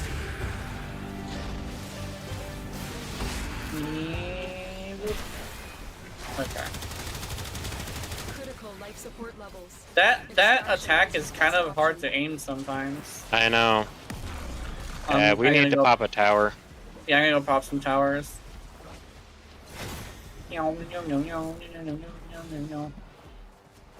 Oops. Apparently, you ready did not want to be on the board that time. Activated. Oh, she jumped off. She Yeah. threw a Life temp support tantrum. has been replenished. Yeah, that's kind of like how I view it with like Eurydice's like glitches. Mm-hmm. You know how like Void is very powerful. It's like based on emotional spectrum. Yeah. I just think that like it's really interesting how like you just kind of perceive it as Eurydice is throwing a massive fucking tantrum for some reason, Yeah. and because she's throwing a tantrum, a glitch happens. Well, like she's a good Warframe. She just sometimes is very moody. That's Yeah. like the best way to say it. But she has such extreme emotions that she will actually do, like, Get ready for a she'll cast a spell on you, Yeah. and because the void magic is based on emotions. Yes. There we go. So it makes sense that like children would be powerful in the void, Yeah. and this is probably gonna sound really wrong, but you know how like a lot of people are like, oh, ladies can't like contend in like warfare. Yeah. In here we have an excuse as to why they can. It's called the void, and the void would Actually- be more. The void would be more intense for a lady, I think. You want to know something funny? What? So, going back to Vikings, Yeah. there's many women that commanded armies and fought alongside their armies. Look yeah, at the and ancient that's- Celts. Once again, Yeah. same thing. In fact, even Yeah. in France, there's quite a few stories of that. Yeah. I actually was looking at like some stuff like that, and I actually know like they were also really big women. Yes. But another thing was they were also taught as if they were men. Yes. So they were held to the same exact standard, Yes. which is really important if you're gonna have any kind of soldier that's like a certain capacity. Yeah. Is you gotta hold them to the same standard. And it's not the fact that they'll like not that it'll zero out the ones that can't do it. Yeah. It's the fact that the ones who want to do it will have to work just as hard as each other. Exactly. And so it's like, and they not only allowed it, but they also treated them the same, which Yes. actually makes it to where the warriors were just as capable. Yes. Just because they, if you're held to a certain standard, there will be people who perform like to the same standard, just Yes, because exactly. they want to please, and that's why I say it's like it's better to hold people to the same standard, because it will make it to where people will Life support has been succeed, replenished. you know.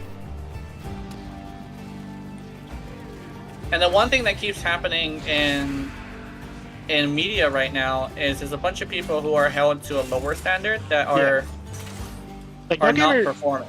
don't get me wrong. I am a big fan of women's rights and everything. Yeah, I will fight for women's rights.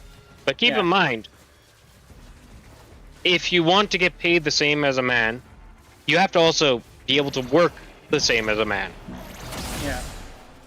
I have no I- issues with a woman mechanic. I have absolutely no issues whatsoever. Support incoming.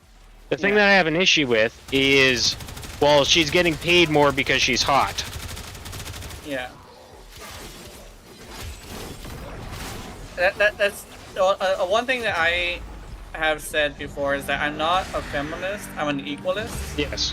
Where I say everybody should be held to the same exact standards. Mhm. You know.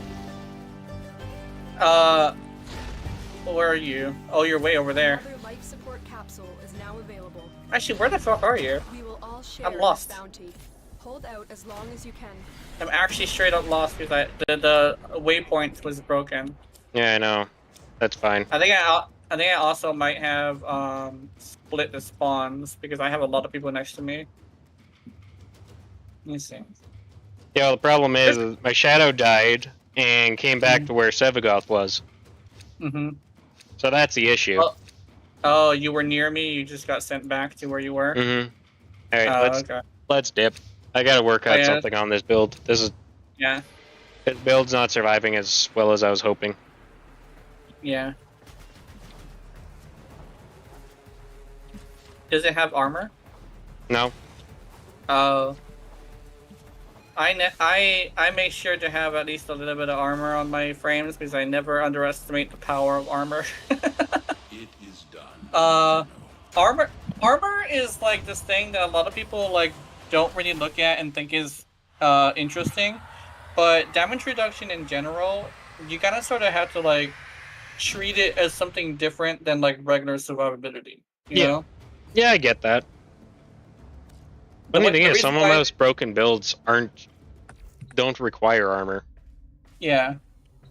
Some of the most broken builds in the game usually kill faster than they get killed, Yeah. but that's usually also due to the weapon.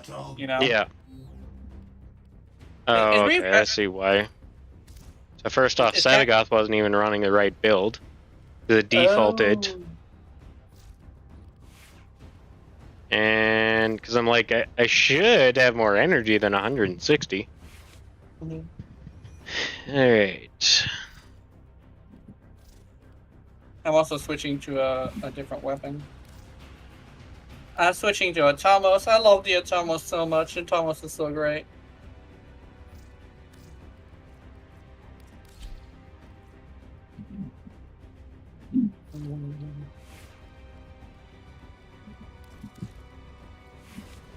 I will swear by the Atomos so much because, like, one of my things about weapons in this game is you gotta have them like stand on their own to be a really good weapon or a really good build.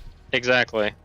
Because like a lot of people are like, oh, you got I use this, and this, and I'm like, however, this, and this is not a part of the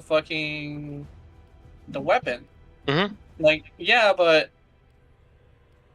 there's actually some people who are like, oh, Oh, you have to use a primer and then finish it off with melee. I hear Yeah. that a lot. I hear that a lot, yeah.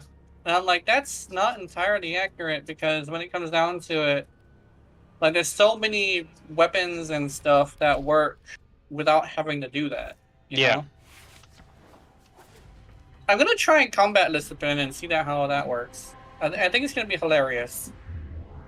Operator, are you enjoying the view? Yeah. I got preparation too, just because I love preparation.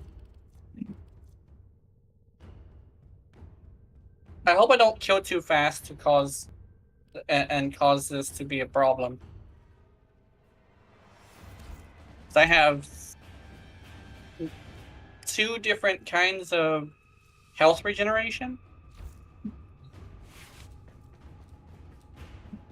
Actually, 1 health regeneration affects your rally, and 1 health regeneration affects Maraduna. And I'm hoping that combat discipline is affected by the damage reduction. Hoping. Here's to hoping. Yeah.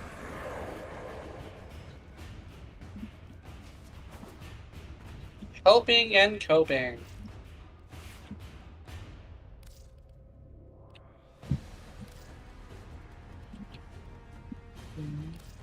Alright. So I'll work on Sevigoth off stream. Mm-hmm.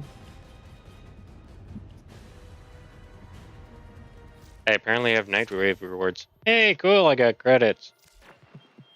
And we are Brainstorm I have.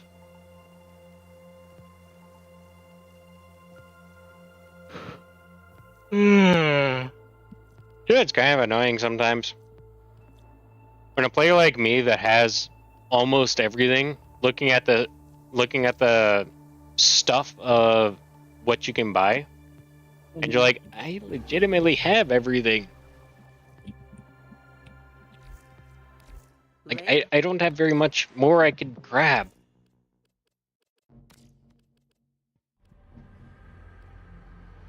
Alright. Let's do this one again. Yeah.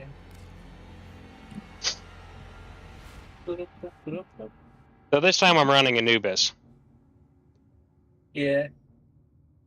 which will not be going down. Unless I do it on purpose. Uh-huh. Which sometimes there is actually a purpose for putting an Aros down. Uh-huh.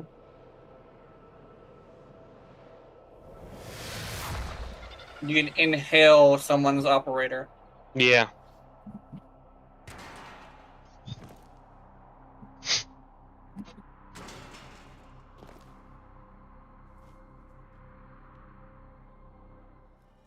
Their rage is vehement, their focus impressive.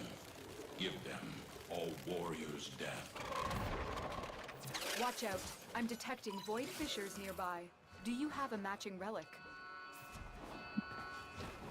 They have just shut down. But yeah, the audience that I have was like, no, continue with this, with the break. They were like, and I'm pretty sure it's like, it's probably like a thing of like, taking a break is healthy, and they're like, oh, you just want to make sure that you continue taking the break for your mental health, and I'm like, okay. Oh yeah. Yeah, because like I'm hopefully gonna be returning to a schedule next week. Yeah, that's my plan at least. Hopefully by then I get all of my stuff figured out that I need to. Yeah, it feels so much better to actually be taking out a bunch of enemies at a time now. Dude, beam weapons are broken. Oh yeah. Also helps that this one turns into a rocket launcher. There's so many. Okay, if there's anything that's defined as like underrated, it's the fucking Atamos. People, there's actually like the only people who have ever had a problem with my Atamos build were people who are like, essentially they were saying like, I made a weapon that does a lot of damage and any weapon can do that. And I'm like, yeah, but I also do more damage than the fucking nuclear, which is my point. Yes. And the funny thing is, it takes less forma to build that weapon. Yeah. It's like they're so filled with like the meta people are so filled with like. It has to be this weapon. Yeah, it has to be a primer, and I'm over here like, dude, I'm not making a primer because if a weapon is good, it's because it can stand on its own. Yeah. Right. Like I'm amazed that kunai is not considered meta. Yeah. The kunai is real good. Like people don't like the kunai because I guess like it has not that much like shots in its incarnate, kind of like how the Vasto is. But like I've seen Dystopia take that to offense and be all like, you know what? I'm gonna show you what a D tier weapon can do. And I was actually tempted to ask Dystopia in the comment section if they can do the kunai, right? Well, I did my video point click delete. There's a reason why I ended up doing it. Is because a lot of people just sleep on it. Oh, it's the base kunai, it probably sucks. Yeah, so? I'm able to take out Acolytes rather quickly. Yeah, it's really good against Acolytes. Yes. It's pretty interesting. I even made a boss killer version, which I showed in a video, but I don't know if I made the video right. I actually might redo the video. But so what I would actually have to do is probably redo the kunai. Yeah. Because I put a lot of forma into it for a very specific kind of build. Yeah, but I would exactly. like to make it into a general build, you know? Yeah. Kind of like That what would I take got. Yeah, that might take less forma, which I'm hoping. And I'm hoping that I can remove it from the kunai I have now and just like redo it. That or you just craft another one and toss forma into there. Yeah. That also could work. Alright, here, come on, Torment, bring it. Oh, she's not after me, she's after you. Oh, cool. Okay. Let me see if I can get heat procs as much as I can while I'm getting over there. There we go. There we go.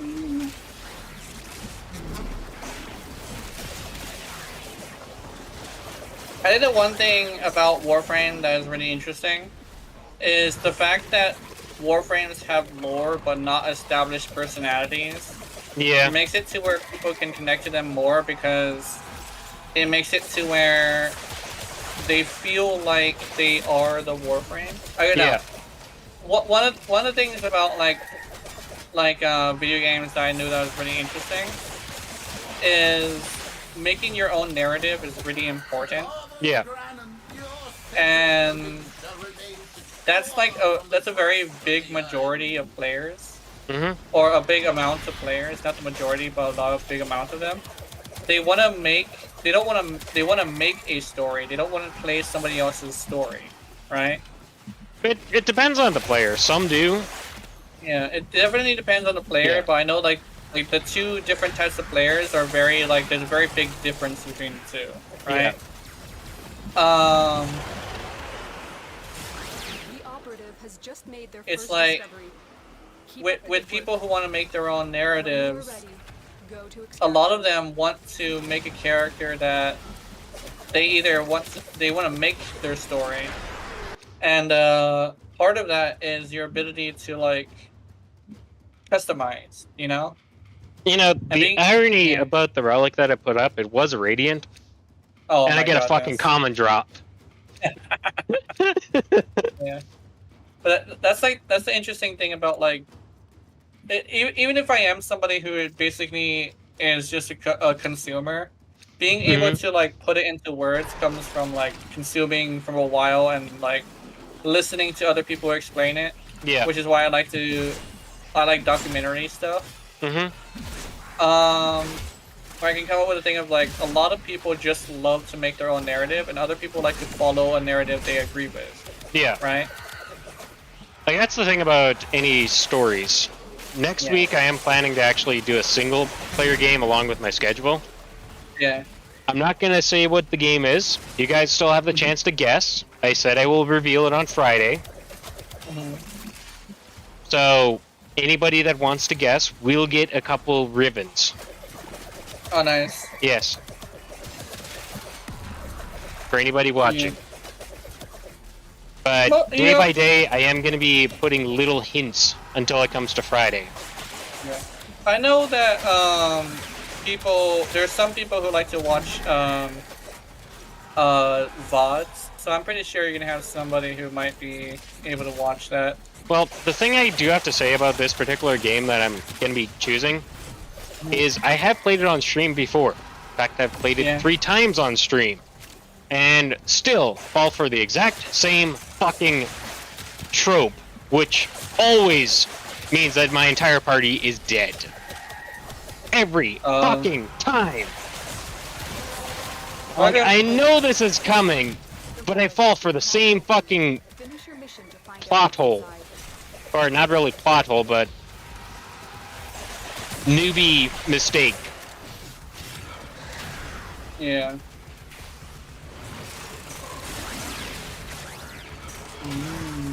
That'd be interesting. Yes. And definitely would be something I might want to lurk in. Probably while I'm doing also, something another back. thing I am trying to do, just for the factor of nostalgia, I am playing the remastered edition, so there may be a couple changes. I will try and point those out, because the other 2 times was on the original version of it, which I do have on GameCube. Ooh, GameCube game. I'm playing the remastered edition, which I am attempting to restore the garbage, the absolute fucking garbage English dub. Yes, I will say it's garbage, but I just hate the Japanese dub that much. I'm sorry, their voices do not match up. The English one was terrible, but at least the voices matched up with the character. Yeah, it's like having a large man with a squeaky voice. That's actually one of the issues that I have. What? That there's a very large guy, and he has an insanely squeaky voice. It sounded like it literally sounds like a 4-year-old was voicing him, and I'm like, the fuck?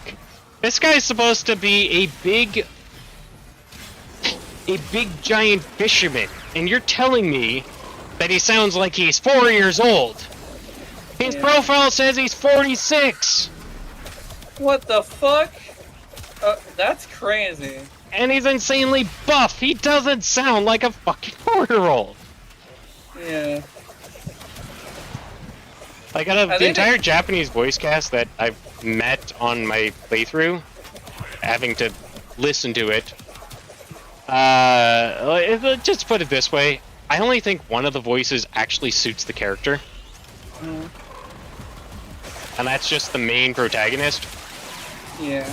Which is sad, because all the rest of them are just like, no, I'm sorry. Oh, speaking of games and like stuff like that, did you know? You know how I was talking about there was a new Mana game? The studio got shut down right after their game got released. I know. I'm pretty pissed off about that, honestly. I'm mad about that. Here's the thing. I don't like the fact that there's no like female character, and I really like playing the female character in the Mana games. But the fact that they shut down their entire company after the release of a game that, by the way, is actually a beloved game in the gaming community. And it's also, like, you look at the gameplay, it's a really high quality game. Yes, and they exactly. shut it down? Yeah. And some people saying, like, oh, it's a Japanese company that was owned by a Chinese company. And I'm like, yeah, but like... Square Enix was the owners of it. It's a Japanese company. Yeah, it's like, the thing is, like... The more successful the thing is, like... Still, the team did a good job, you know? And Square Enix, if I remember correctly, I think the team that was working on the game were the new owners of the game, if I recall. Because Square Enix, I think, is separate.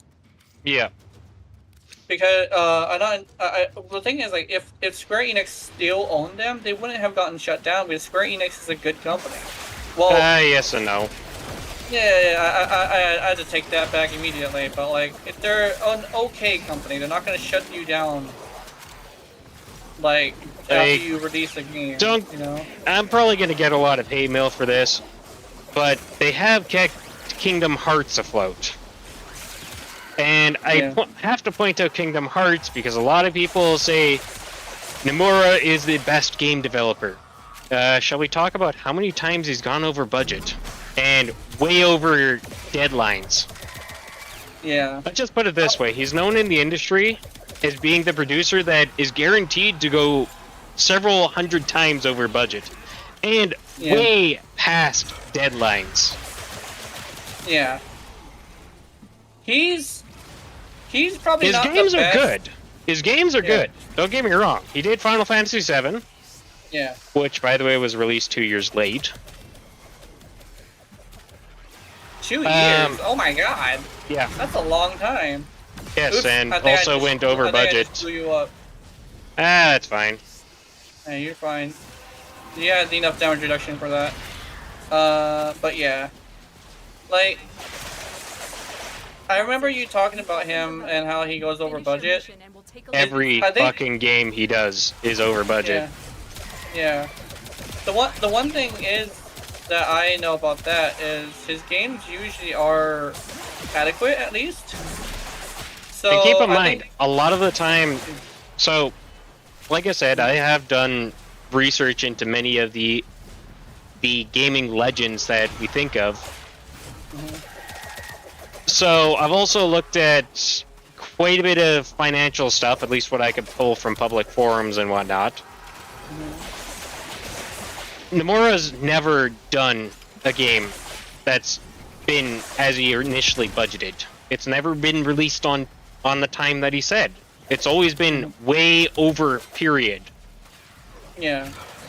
And Every if I remember time. correctly, the last Kingdom Hearts isn't even out yet. No, it is. This? Kingdom Hearts 3 nobody finally talked did about come it. out. Nobody But talked keep in about mind, it came out almost 10 years after it was promised. it. Okay. And also, he blames an engine switch that he decided to do. Oh. Well, was the It- game at least good? Because I haven't even heard any information on it. Keep in mind, you're talking to somebody that hates Kingdom Hearts. Yeah. I think It's a good story, but the problem is that it's kind of one of those games that, okay, this is what happened. Next game. No.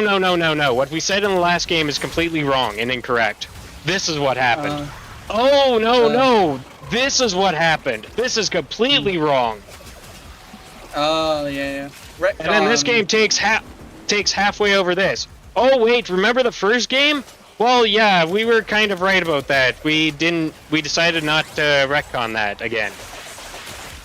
Yeah. It's very confusing and convoluted. Yeah, I remember playing the second game, and I had no idea what the fuck was happening. Like, I had absolutely no idea, because I didn't know who these characters were. I don't know why this character is important. It's like, and I've come to find out, you have to play a card game, a kind of card combat game, in order to figure it out.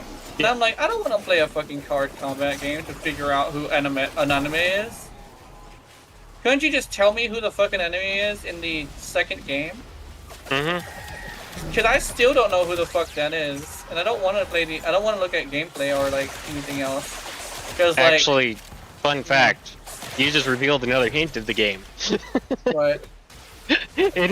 Technically speaking, it is card-based combat. Oh, nice. Yes. Oh, is it Slay the Spire? No, it's not No. Slay the Spire. Can't be. Nope. Oh, Like I said, wait a minute. it's on GameCube. So you have to remember that, and it was recently remastered. Is the main character a guy with headphones on his head? Nope. Oh, okay, I was about to say, if it was that game, then that'd be interesting. Persona 3 I probably will stream at some point. I just want to actually complete my playthrough first, because it is a game that I do want to actually experience fully.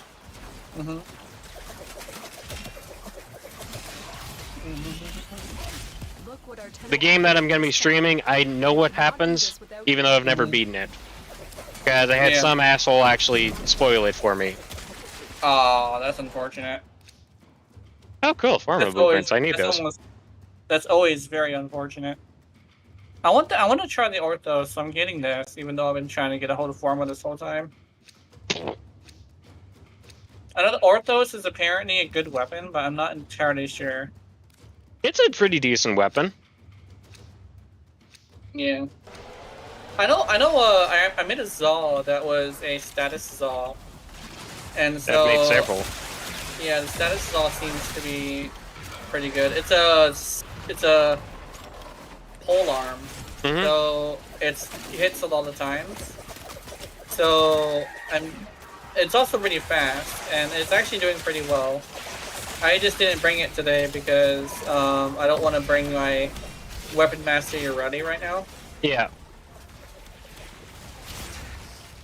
Sir, your nullifier is annoying. Actually, I remember hearing something. Zaws are multiplicative on condition overload. Yeah.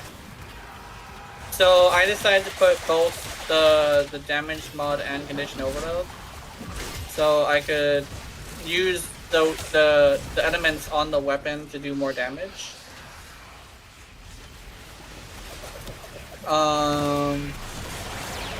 And it actually managed to do a lot of damage. I know, like there's a bunch of people who don't really like condition overload, but I don't I'm use kind the of one primer. of those. Yeah, I don't use the primer, and I say like if you have condition overload and you need a primer, it's not a good weapon. Yeah. Because the weapon itself needs to be able to utilize condition overload properly. That's one of the reasons why I don't use condition overload, is because I tend to build each weapon to be able to kill. Yeah. Building a weapon to be able to kill is probably the best way to go about it, because in most cases, the average player does not have the attention span to be focusing on 3 different weapons. Like that's probably like something that not a lot of people really think about. Yeah. The average player is stubborn, simple-minded, and vain. So, has to look good, has to be simple to use, and cannot be too what's the other one? Like, it has to be like something that a lot of people are positive about. Yeah. So they're not gonna go and play something that isn't like good, and they're not gonna be playing something that's too complicated. You see a lot of people looking at builds on YouTuber stuff and trying it out, and they get all mad about YouTubers not knowing what they're doing because the build is just too complicated for them. And I feel like that's one of the biggest issues that First Ascendant has right now. Because to really get into hard mode bosses, because once you get to Frostwalker, pretty much every single boss will have a one-hit KO and Frenzy. Yeah. So just gonna kind of spoil it right there. Once you get into Frenzy, they have a limited time period where you have to pop them out of Frenzy somehow. Otherwise, your entire squad's one-hit kill. Yeah. But the thing about it is, to make your build work at that level, you can't really be carrying people. Yeah. You need everybody to kind of pull their own weight. And part of understanding a character is, like, I see so many people on the Facebook group, oh, why do I have so much shields? Why doesn't Glay have shields? And I have to explain, anything times 0 is 0.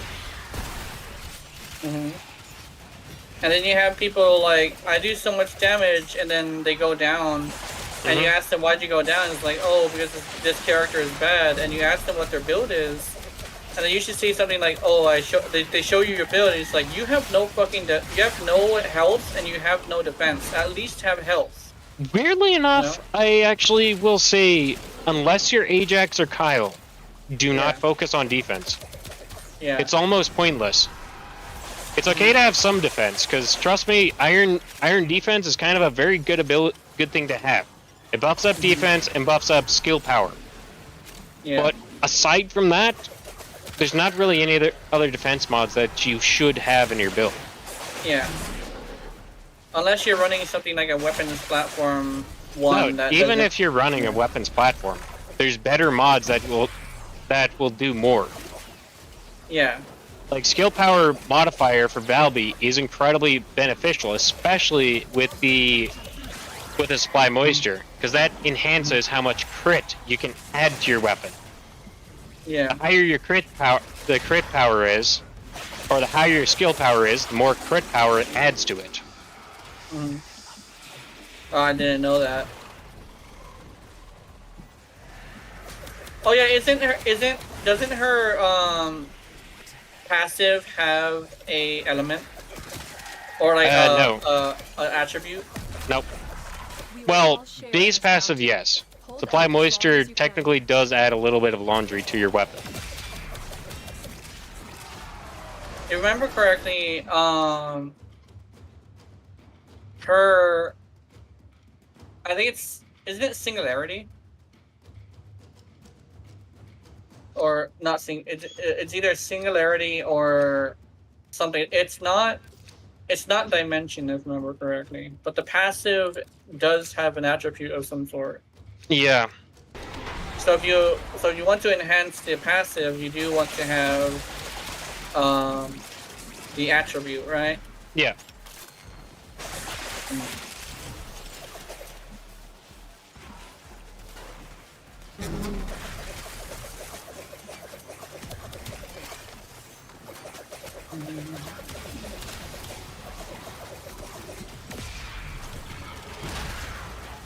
That's the one thing about the game that they don't really. I think the one thing about the game is it explains how to do things, but it doesn't really explain.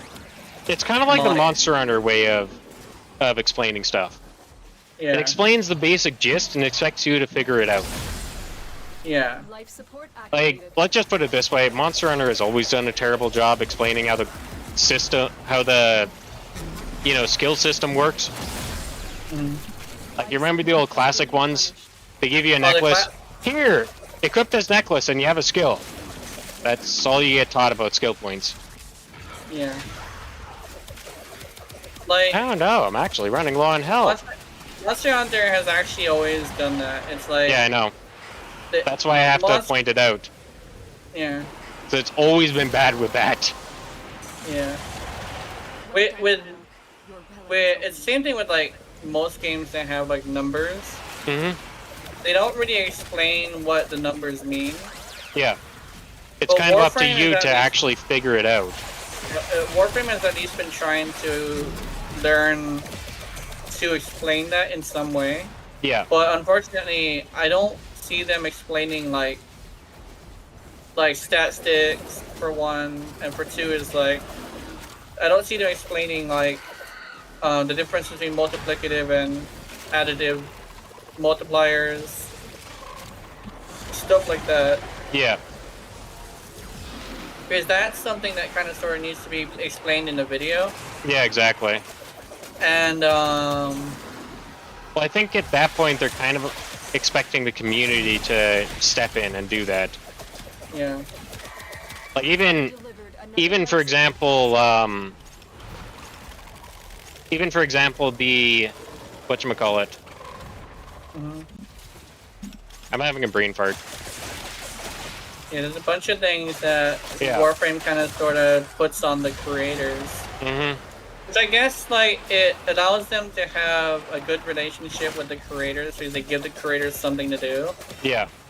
But a lot of the time, nobody really looks at creators. I think Warframe is like one of few communities that almost everybody has at least heard of a creator. Yeah. A lot of the time in gaming, not everybody is looking at a creator for information. Well, because a lot of the time they're not spending a lot of time in the game. Yeah. Like, I mean, Laser still thinks Ureli's broken as she was day one. Yeah. And he refuses to actually take a second look at it.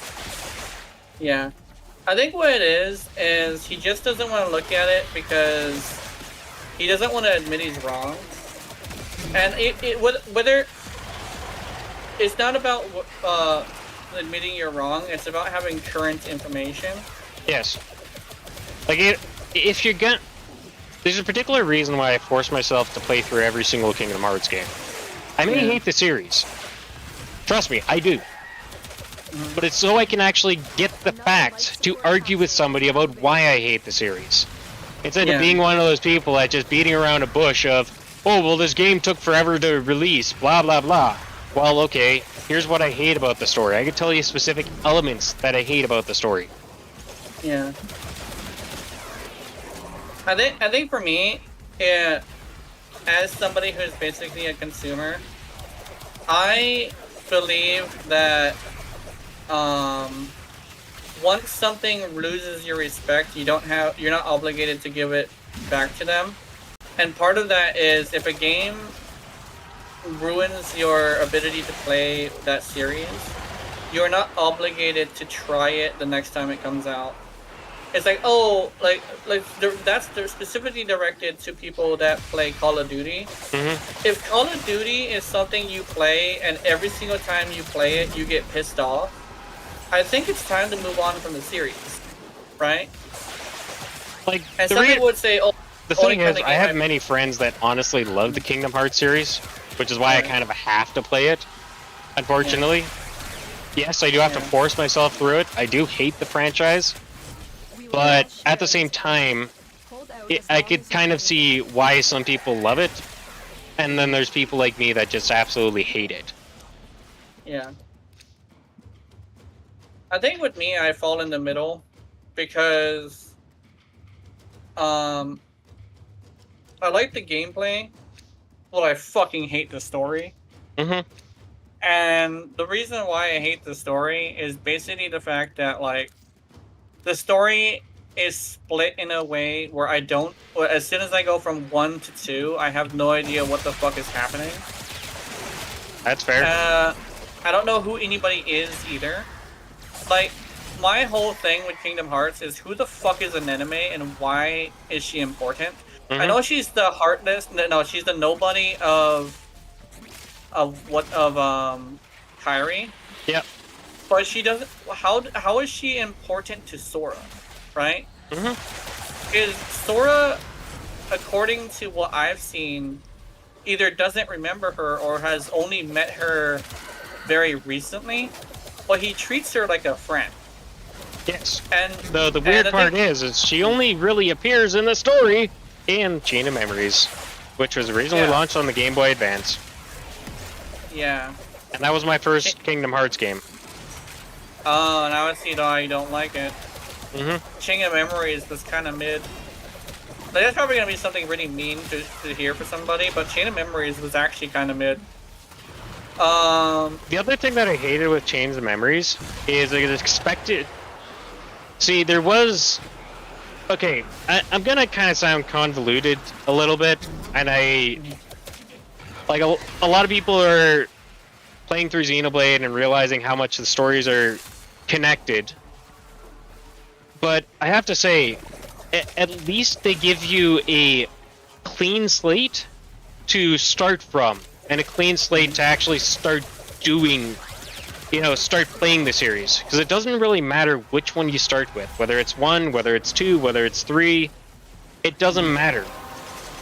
It's the DLC that starts tying everything together, and they do that on purpose, so that every game can be an entry point. Every game can be an entry point, without having to deal with the factor of, yes, these games are connected. And it's only those debuted fans that are going to play the DLC that are gonna have that spoiler territory of what happens in 2 and what happens in 1. Like, it's not everybody that's going to be playing it.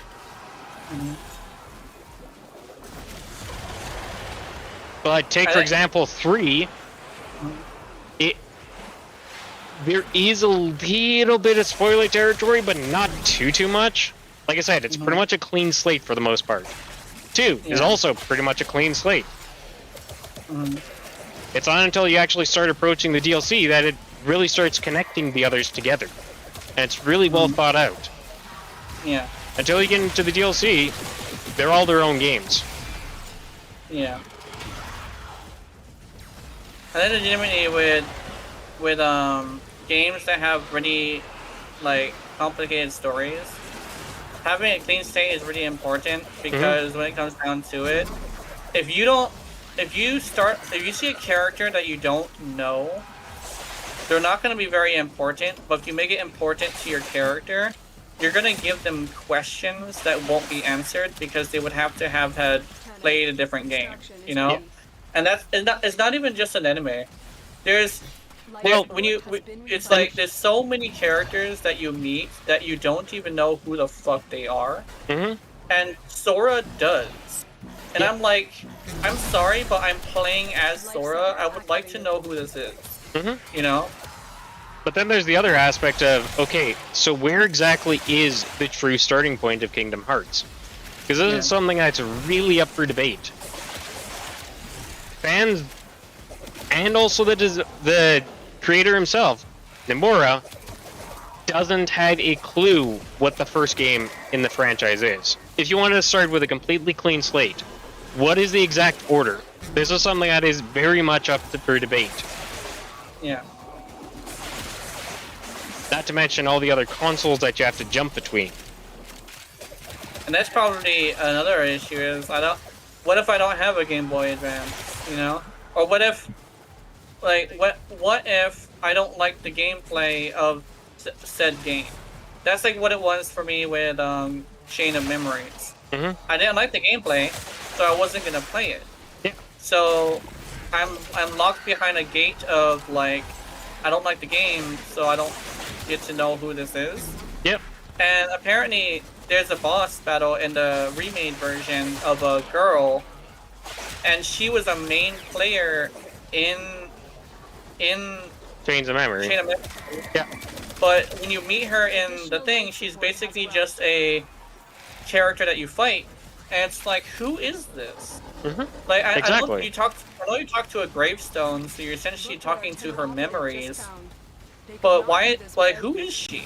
This is Kingdom Hearts. Everything is connected somehow. But how is it connected is my question, and it's never being answered. You know, like who is like specifically? I actually had a weird obsession with this girl, and I had to figure out who she was. Yeah. And that's how I found out she was a major player. But my question in my head was, why isn't she a major player here? Yeah. Like in Chain of Memories, she didn't die. No. But you have to, in order to fight her, you have to talk to her gravestone. What happened? You know? Why do you have to talk to her gravestone and fight her memory? Who is this and why? Like, that's my thing, is I don't even know her name, but it's like, she's very memorable because it's just a big thing of like, why is she there and why do you have to fight her? Yeah, exactly. Yeah. And she was a very major player too, and apparently she used throwing knives. And that's one of the best things that I like about Xenoblade. Is like I said, any game can be a starting point. There is a couple stuff here and there to kind of link them together, but it's not something that's gonna really ruin the game story. Yeah. Which, once again, is something that I really like about the franchise. How it's written, where any game can be a starting point. Granted, I'm still looking forward to a remake of X. Hint, hint, nudge, nudge. Takahashi, if you're watching, please. Dude. And also make some more bosses. Or a continuation of X would be good, because X may not be a really like high player, but I played X and I loved X. I played the game to death because it had fucking skills. It had skills. It had custom characters, which was really nice. Oh yeah. And it had legitimately like where I don't think it was everybody, but at least you were able to use a very large assortment of weapons. And I liked that. I specifically liked the customizable character because I was making my own narrative. You know how much I love that. So I fucking love making my own narrative. And not even my own narrative as in I'm telling my story, I'm telling somebody's story that I created. Yeah. And it gives me a sense of pride to have created something that is like something good. Like, people who create things and people who have a slight narcissism are the people who like to create characters, right? And you can tell by what kind of creations they make. They either make something that looks exactly like them, or they make someone that looks like somebody that they have in their life that is really important to them, right? Like, one thing that I never mentioned before is the custom characters that I keep creating in games are based off of my mother, and a mixture between my mother and me, right? Because the most important person in my life is my mother. Although it is a bit younger and it is like different skin tone, but essentially it's the same body type, flat-chested and small, right? And yeah, it's like, it's because I'm building a narrative with the ideal person that I see as like my story, right? And that's the benefits of customizable characters, you know. And that's what I love about Xenoblade Chronicles X, is the fact that I basically could do my own thing, right? Mm-hmm. Though honestly, I have to say the other games do have some great character design. Yeah, they do. They definitely Yeah. do. The one I found weird is the one with like the chat. You know who I'm talking about? The guy with the chat. chat. Yeah, Oh. the guy with the chat. Yeah. He was a main character and he had like Dunban. chaps or something. That I guy believe was that's interesting, but his chaps was weird. You talking about the one that has I think is I'm unable talking to about- attack with his right arm? I think so, yeah. Yeah, that's Dunban. Yeah.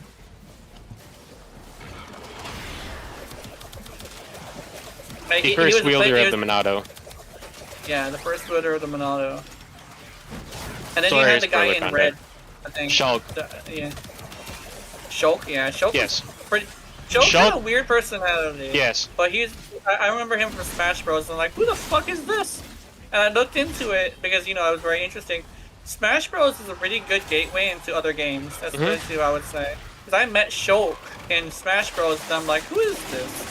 I looked it up and I was like, oh, this is a pretty interesting game. And I looked and like, do they have anything with a female character or something? And I looked and they had a game that was customizable character. And it's like, oh shit, I'll play this. I still wish they trying to chose find- Fiora to go into Smash Bros. Because she would have been a lot more interesting. Yeah, I think so. I think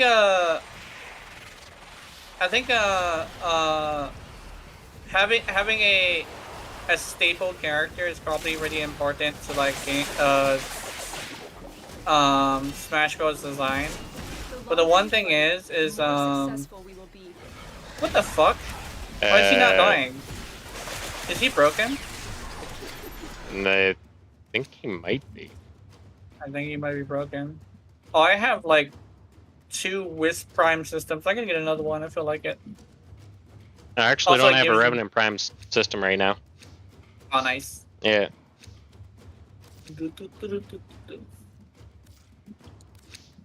I can't believe my Inaros actually died. Yeah. What the fuck, bro? Why are you like this? You're just gonna sit there, I'm pretty sure. You wasted my ult. That's essentially. Oh, Yeah, now fuck! he's- What? Now he's doing something. Oh, you bitch. Oh, maybe it's because I have Gloom on him. Maybe he doesn't like Gloom. Yeah, Oh, that seems to be that's it. what it was. That's what it was. Shadow of Violence. That was exactly what it was. He just didn't like the gloom. Where'd he go? I don't know. Is he all fighting something? Probably all fighting something. Oh yeah, because my drone has radiation, so I'm probably making him fight something. Oh shit, he got me. No, leave me alone. Where is he? I don't see him. There he is.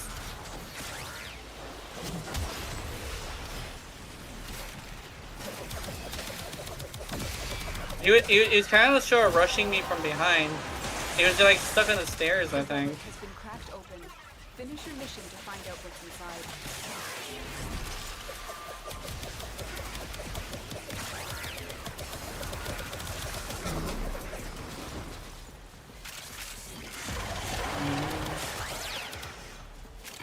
I think one of the reasons why I believe that Yoreli is like a really good character is the fact that when you look at Yoreli, you know damn well it's a Yoreli. Yeah. So like the one of the things like that you have with some of the other characters is sometimes you'll mistake a Mesa for a Limbo. I've actually done this before. Or like you'll mistake what's another one? Sevagoth and Hydroid? No, Sevagoth is also very recognizable. Yeah. But Hydroid and maybe like Atlas or something. Hydroid and Atlas do share quite a few similarities. Yeah. Mostly in the male characters, but there's some female characters where it's like you don't really know who's who. Yeah. Until you look at them. Saren's a good example of like one that you can see pretty well, but Korra looks very similar to somebody else. I forget who it is, but like she looks very similar to who's that? I think it's one of the other like frames that are. Oh, I've actually mistaken a Korra for a Garuda one time. That's what it is. Like, even though Garuda has his hand spikes, like, the hand spikes are very recognizable, but take off the hand spikes and you kind of sort of left with kind of sort of just a Korra that isn't as spiked. But Urani, like, you look at Urani and it's like, oh, that's a Urani. Yeah. Like even though she's not the only one with a dress or a skirt of some sort, her skirt is so recognizable that's like, oh, that's a Urani. I think Gyre's also pretty recognizable too. Yeah, Gyre is actually pretty recognizable as well. Yeah. Like, and you put a Gyre and a Urani together, and like you would think they would look very similar, but no. They look actually drastically different from each other. Yeah. Even though they're a dress-wearing frame with wacky shoulder pads, it's just different, very different from each other. And then you have Dagas, who's kind of sort of like, she's kind of like a very good frame, but like you don't see very much of her. No. And when you do, you kind of sort of don't know it's actually her until she brings out the horses. Yeah, So I'll be fair with that. I agree with that. You recognize the horses more than you recognize her. I can usually spot her at a distance. But then again, you're talking to a regular Dagoth player. Yeah, pretty much. Oh, Nezha is actually pretty recognizable, but he's kind of so recognizable in the fact that, like, he's got so much going on that you kind of sort of just see his accessories more than anything. Yeah. You recognize him by his accessories, not really anything else. In fact, he has so many accessories that he kind of sort of doesn't really look like a femboy, even though he's supposed to be a femboy. I think that's kind of the design, though. Yeah. I think the one thing is that he's not necessarily meant to look like super feminine. He's supposed to look androgynistic. Yeah.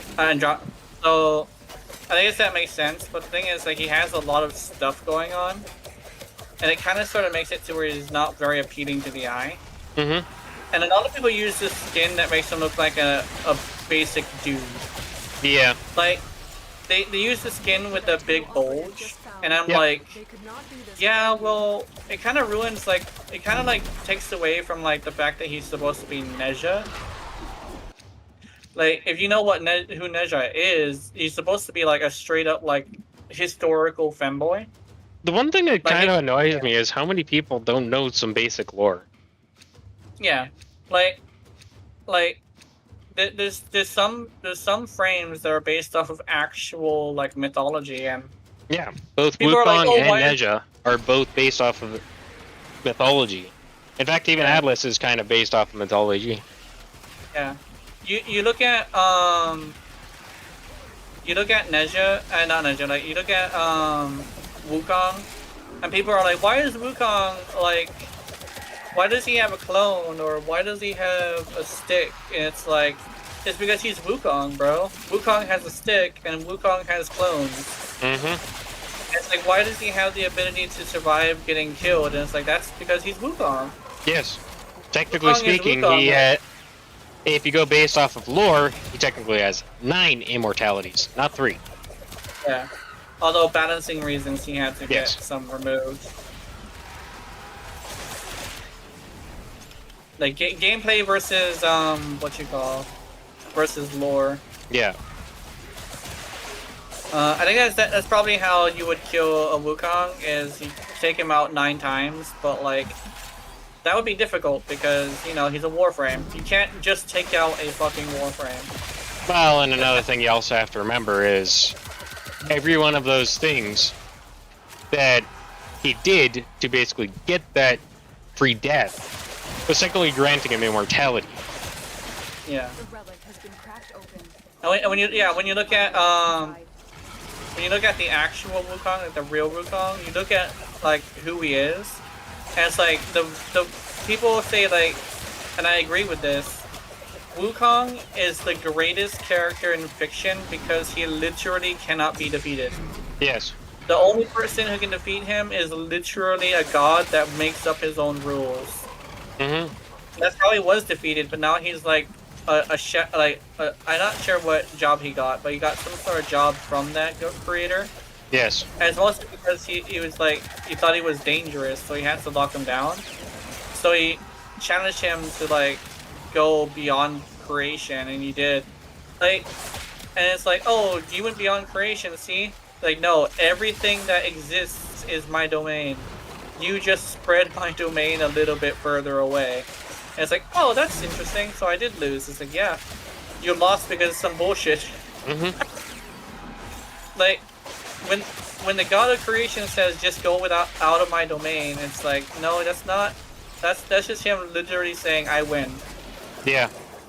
And that's the beginning of like anime style storytelling, where anime is literally just whose bullshit is more bullshit. Yeah. I mean, that It's is like- kind of anime in a nutshell. Yeah, anime in a nutshell is just basically just whose bullshit is more bullshit than the other person. You know? Mm-hmm. It's fascinating to really look at it that way. But at least people can, it's basically how can you make an interesting story when literally that's the concept? JoJo's is a good example of this.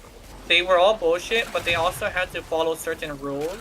Yeah. So it's mostly a trial of how smart you are, not how powerful you are.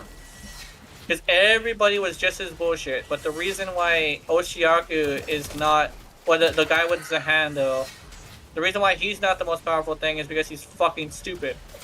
And that's his biggest weakness. It's shown in like his bio of like the reason why he's so weak is not because his stand is weak, it's because he's stupid. Mm-hmm. Every single, I think Dio actually said it the right way. No stand is genuinely weak. It's They just got how 3 you're steel able essence. to.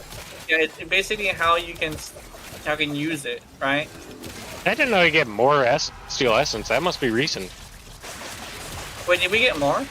Yeah, I got 3 from that last acolyte kill. Oh, that's cool. How long has it been? We're at 44 minutes. Oh, nice.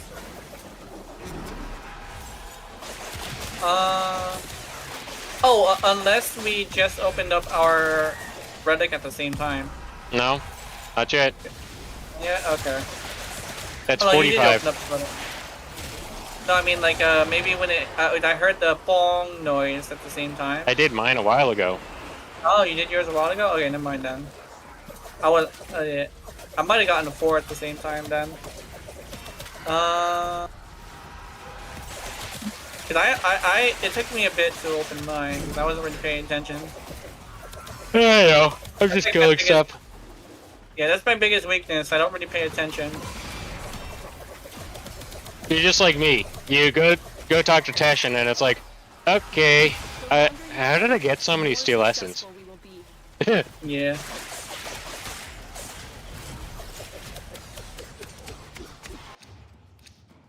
Let me grab this. I like the Bronco Prime. I actually managed to make it pretty good, but I'm over here like... I actually originally liked the original Bronco. Like the base Bronco Mm-hmm. Prime. And people are like, why is that? Is it because it has more status? Yeah. Shotguns are traditionally a status weapon, and that one just has more status. Sure, it has less ammo and less magazine capacity, but I'm over here like, yeah, that's fine. There we go. Meow. You bitch! There we go.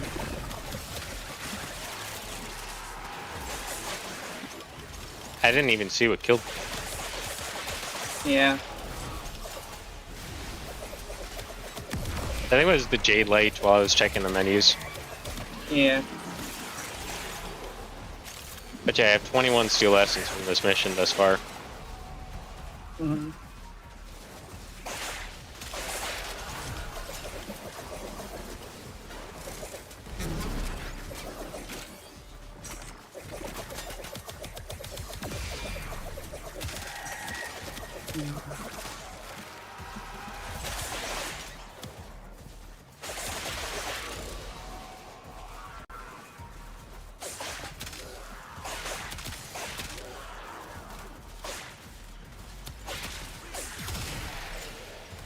I mean, the thing I like about the kunai is when it is in its incarnate form, it searches for the head. Yeah. Oops, wrong way. Yeah, the kunai is really good. Oh yeah. Ow.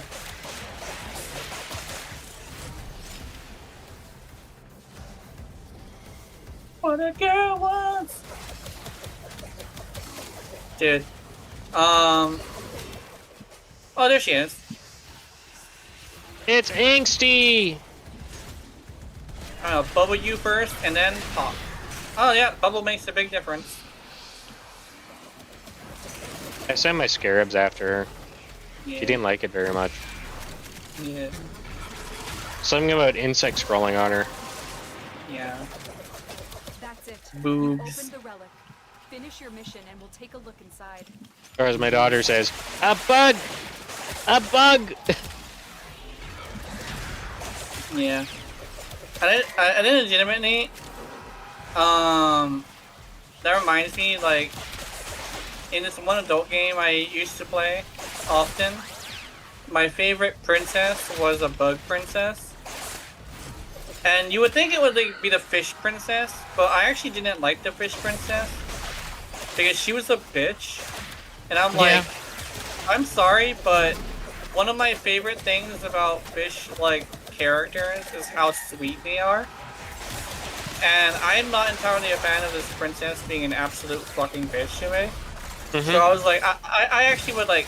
So her thing was, you first meet her, and she gets all like excited to see you, and then she asks you if you want to like work for her, and the first thing she says is, get on your knees and put your head on the floor, and I'm over here like, what? And then you do it, right? And then she fucking steps on your head and calls you a worthless piece of shit. And I'm like, yeah, I'm not into that. I'm sorry. Yeah. Goodbye. I guess like the whole thing is like she's secretly sweet, but you just have to like unlock that part. But over here, like, yeah, first impressions are everything. I'm sorry. I'm not gonna end up doing that. Yeah, I'm not gonna fix her. I could fix her, but I'm not gonna fix her. I'm sorry.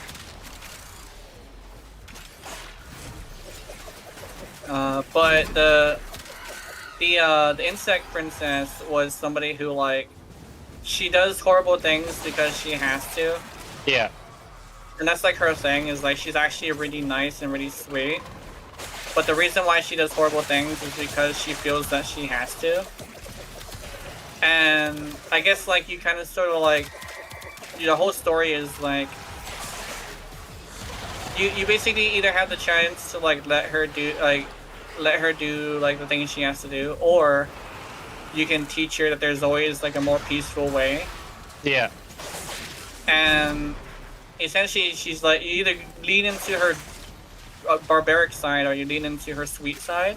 I like that. Like there's a bit of a barbaricness to her, but she's not like a bitch, you know? Yeah.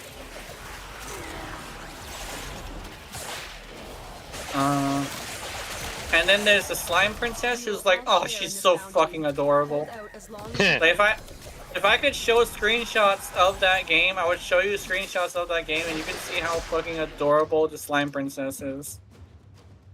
Like if we're talking about somebody that's a little bit on the mean side, but yet still very likable, assuming you're gonna go through Xenoblade Chronicles 2, Nia is the one that comes to mind. Yeah. When you first meet her, she's like, oh, that's a fucking cunt. But eventually you start understanding her, and you understand where she's getting her, I guess you could say, sass from, and a bit of her attitude. She does eventually come around, but it's like, you know, it's a bit of work to get there. Yeah. You know, our daughter's sitting in our bedroom alone, crying her eyes out right now. Well, why? Because I just fucking left the house. What's If the you matter? just look at your damn messages.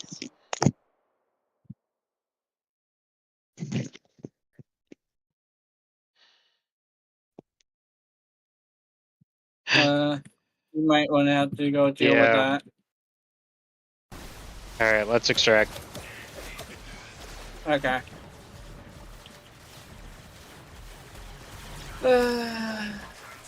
Is it time to say goodbye to chat? It might be. Okay. I'm not quite at 3 hours yet. That's fine. Dominique first.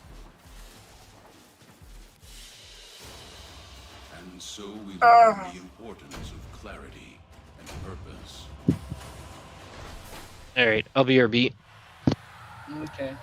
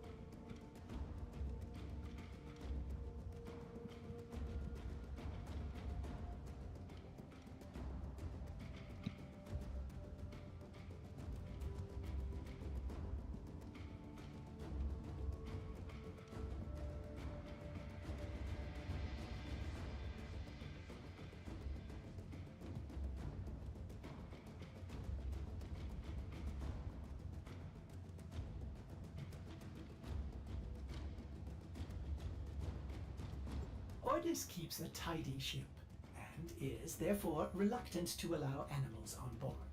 In Ordis's experience, animals do not eat so much as reload.